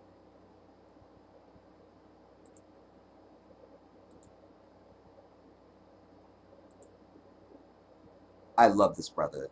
I only discovered him in the last few days, and I just love him so much. You will love Yeah, it. wonderful people, viewers and subscribers. Let me just do this one very sharply. Hello, wonderful people, viewers, and subscribers. I just love this dude. I love him, man. Very sharply. And as an update, when I don't hear say Tinubu they want drag Nigeria enter war just to distract Nigerians, while Nigerian eye is fixed on the judiciary. He gets matter more where they even crop out. This is also important because this goes to, I say they're exposed now, and I was saying his old ass might be right for a coup. You feel me? It goes to, like, there's other incentive for him to work on behalf of the white devil to try to get France's puppet reinstalled in Niger.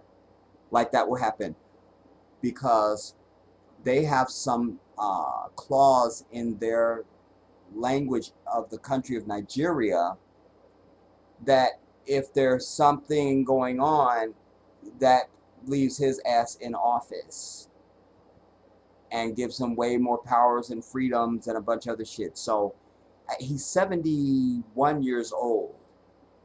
Take your bitch ass home and lay down. Do you understand? Lay down. But this breaks that down. One drag Nigeria enter war just to distract Nigerians, while Nigerian eye is fixed on the judiciary. He gets matter more where they even crop out. Where this man table am the way it is. Make una listen to him. This is a war that Tinubu cannot afford. Tinubu is the old fossil we're talking about. That's his name. His last name is Tinubu. I forget his first name. Nobody cares. Nobody cares. Physically, psychologically, intellectually. Just a second. We'll hear from the video. Oh, shut up. He gets matter more where they even crop out. Where this man table am the way it is. Make una listen to him. This is a war that Tinubu cannot afford. Physically, psychologically, intellectually, militarily, the capacity is not there. I think he is using this war as an alibi. Alibi. As what? As a cover to do what? An alibi. Alibi. Just because some words you make, because you can be here, like when you listen to accents and stuff, sometimes one word can throw you off and you don't get the full chain of the statement. So I'm just filling it in for you. Some of you probably caught it, maybe others didn't. He's using it as an alibi, an alibi. Militarily, the capacity is not there. I think he is using this war as an alibi. As what? As a cover. To do what? To ensure the war comes between Nigeria, ECOWAS, and Niger, and then that will make him invoke a constitutional provision. Invoke a constitutional provision. For emergency rule. For emergency rule. Remember, who was it? Didn't they say Trump was trying to do some bullshit? Or no. There was somebody else. Was it Bush? I don't know. I can't remember. Whatever.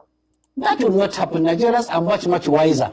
We have seen in other military, just like you said, in other military and other countries where military are, they are stable. They have no business going to Niger. If the choice of Nigerian people to assuage for their own frustration is a military rule, and they have welcomed it, so be it. Where was ECOWAS when other countries were being taken over by military? Where was America? Where is the UK? Where are all these pretenders of democracy? Where were they? If military rule is an option to irresponsible leadership, to fraud in governance, to betrayal of trust, to cherry picking of enemies, so be it. If civilian president don't like coup, if civilian president don't like coup, they should be democratic, they should be responsible, and they should be answerable. Short of that, coup will always be an option for people who are aggrieved. If Tinubu decide to go and invade, along with ECOWAS, to invade Niger, he will lose more than ECOWAS, because definitely we are going to the polls anytime, any day, anytime soon. We'll go back to the votes. We'll go back to the polling stations. And that is when Nigerians will realize that they have been called upon in the past. Be wary, be careful, beware of a Tinubu presidency. They didn't hear. Now we are seeing the manifestation of absolute failure and incapacity, inability, and lack of experience. Only an inexperienced president, barely 3 months in an office, can begin to think of war. Good. Nigerians, when I hear that one for the first time, I am hearing that from the constitution, when there is war, Nigeria is on a state of war. Everything in the tribunal, court, whatever, will be suspended. That is one of the reasons, among others, why Tinubu is hell-bent to drag Nigeria into war. And I want to also inform you that more Kepu is coming in on top of my decks. Say, Tinubu, knowing fully well he is not getting the support of the Senate to go to war, and also determined to ensure that he prosecute that war to please America, especially because they have him file, and also for the case with the tribunal, knowing fully well that he needs the backing of the US, the NATO, and the Western media to legitimize his presidency that is unpopular, because they are cooking a result and a judgment from the tribunal. When it be say, if it create a situation of serious katakata and kitty, and when that is done, they need the West to back him up, because Nigerians must rise. Now, he is now looking for an alternative to the Nigerian army by employing or deploying private soldiers from Nigeria. And that is where Asare Dokubo comes in, of which he has also confirmed that. Good. He is not making it as a request. It is part of their discussion with Tinubu, the arrangement he was making to be a standby militia group or private army for Tinubu for any eventuality. And the man has made himself a readily available mercenary to go and fight. Him in Kariana to be fighting war and to be killing people. Fine and good for him. But make him leave Nigeria as a whole out of their madness. And the judiciary, make una get ready to kill all Nigerians with your private army or your even Nigerian army when they rise to defend their own democracy. The judiciary, you have the sole responsibility to protect this Nigerian fragile democracy that Tinubu and his cohorts are putting the balance. Make I just sit down here. I believe you and they get this message. Make una help me share them to every Nigerian. We are here to open up your eyes. Africans, wake up. Nigerians, it is your time and your turn to take back your country now. I mean, they're opening up all kinds of worms, dude. I mean, that's why this Niger thing is so central. It's the sage ingredient, everybody. Because now this is exposing their bullshit in Nigeria, and people are being exposed, like, but Ibrahim Traore he represents most of Africa. most of the continent is his age and younger. It's not these old ass fuckers, you know. And the young ones are not understand. They're on social media. They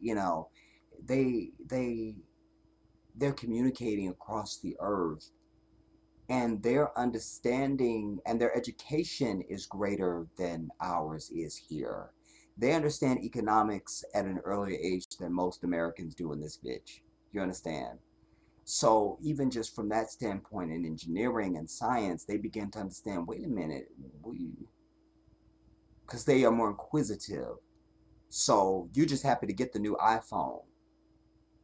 They're interested in its makeup and, well, where's it made and all these things. And that leads them to, oh, the shit comes from us. And they look outside and they don't see shit that look like they produce that. So they don't understand. You see, I mean, it's very dangerous because you you have such young energy, and their young is better young than our young, because they are a healthier young.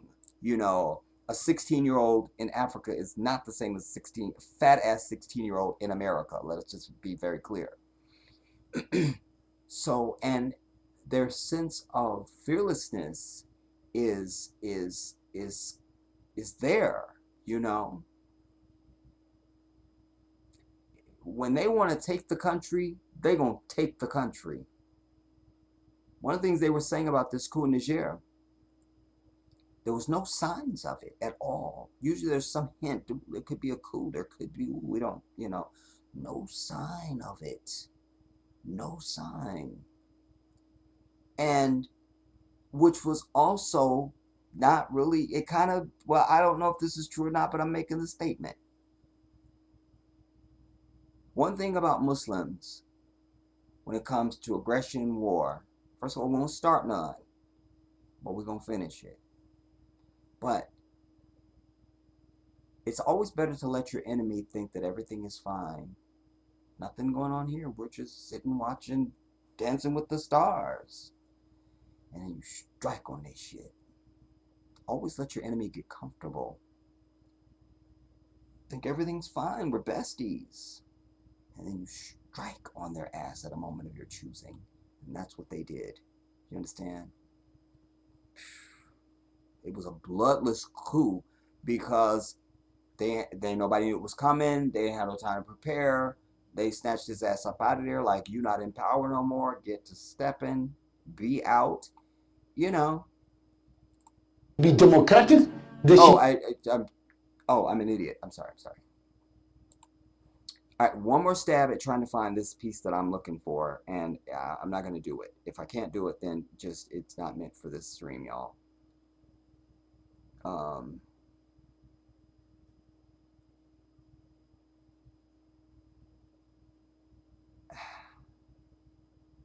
Is this it? No, I clicked on that one already.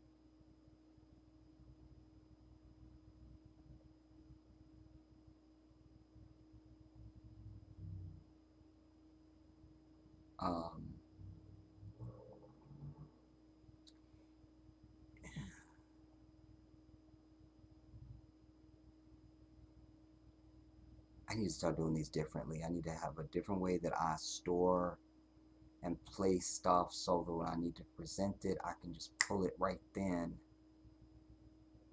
without all of this drama.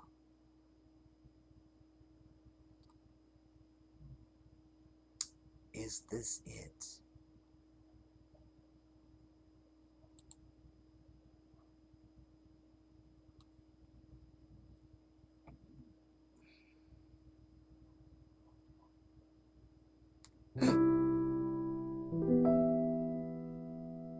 The French Empire was one of the most powerful in human history. No.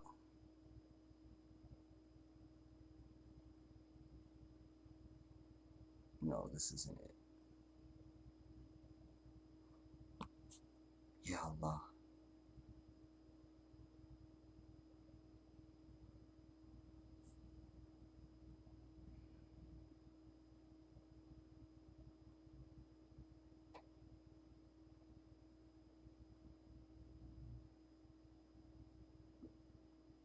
if I don't find it, it's fine, because this isn't the only piece I'm going to do on this. I'm going to be doing several more pieces on this because we're following this. We have to stay on this. This is the future of Africa is riding on this, not just the Francophone countries.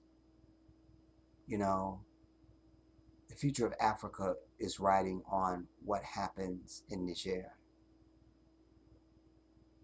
This is the shot across the bow, as they say, you know, that has everybody shook. Because not only did you have this bloodless coup, but you got these other countries stepping up with young leaders saying, not right here, bitch. You fuck with Niger, we got your ass. That's so key.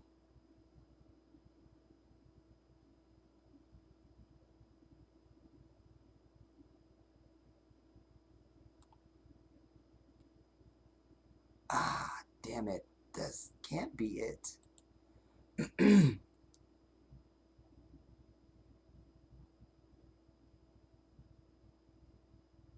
Come on.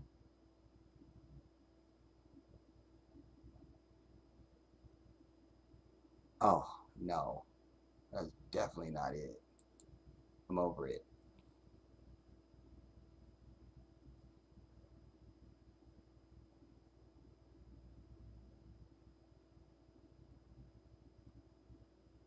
Alright.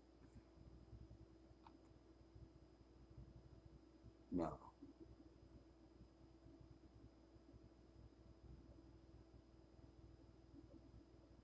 Then they want to deny us our rage and anger, our righteous rage and anger.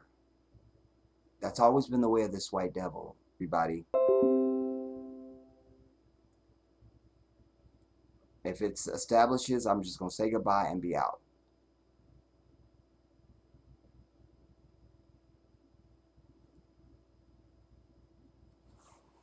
Are we on? Okay. I don't, because it just gave me some bullshit back here.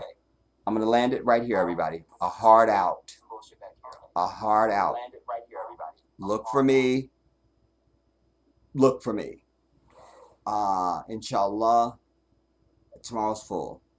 And I'm also trying to get out of here to Florida.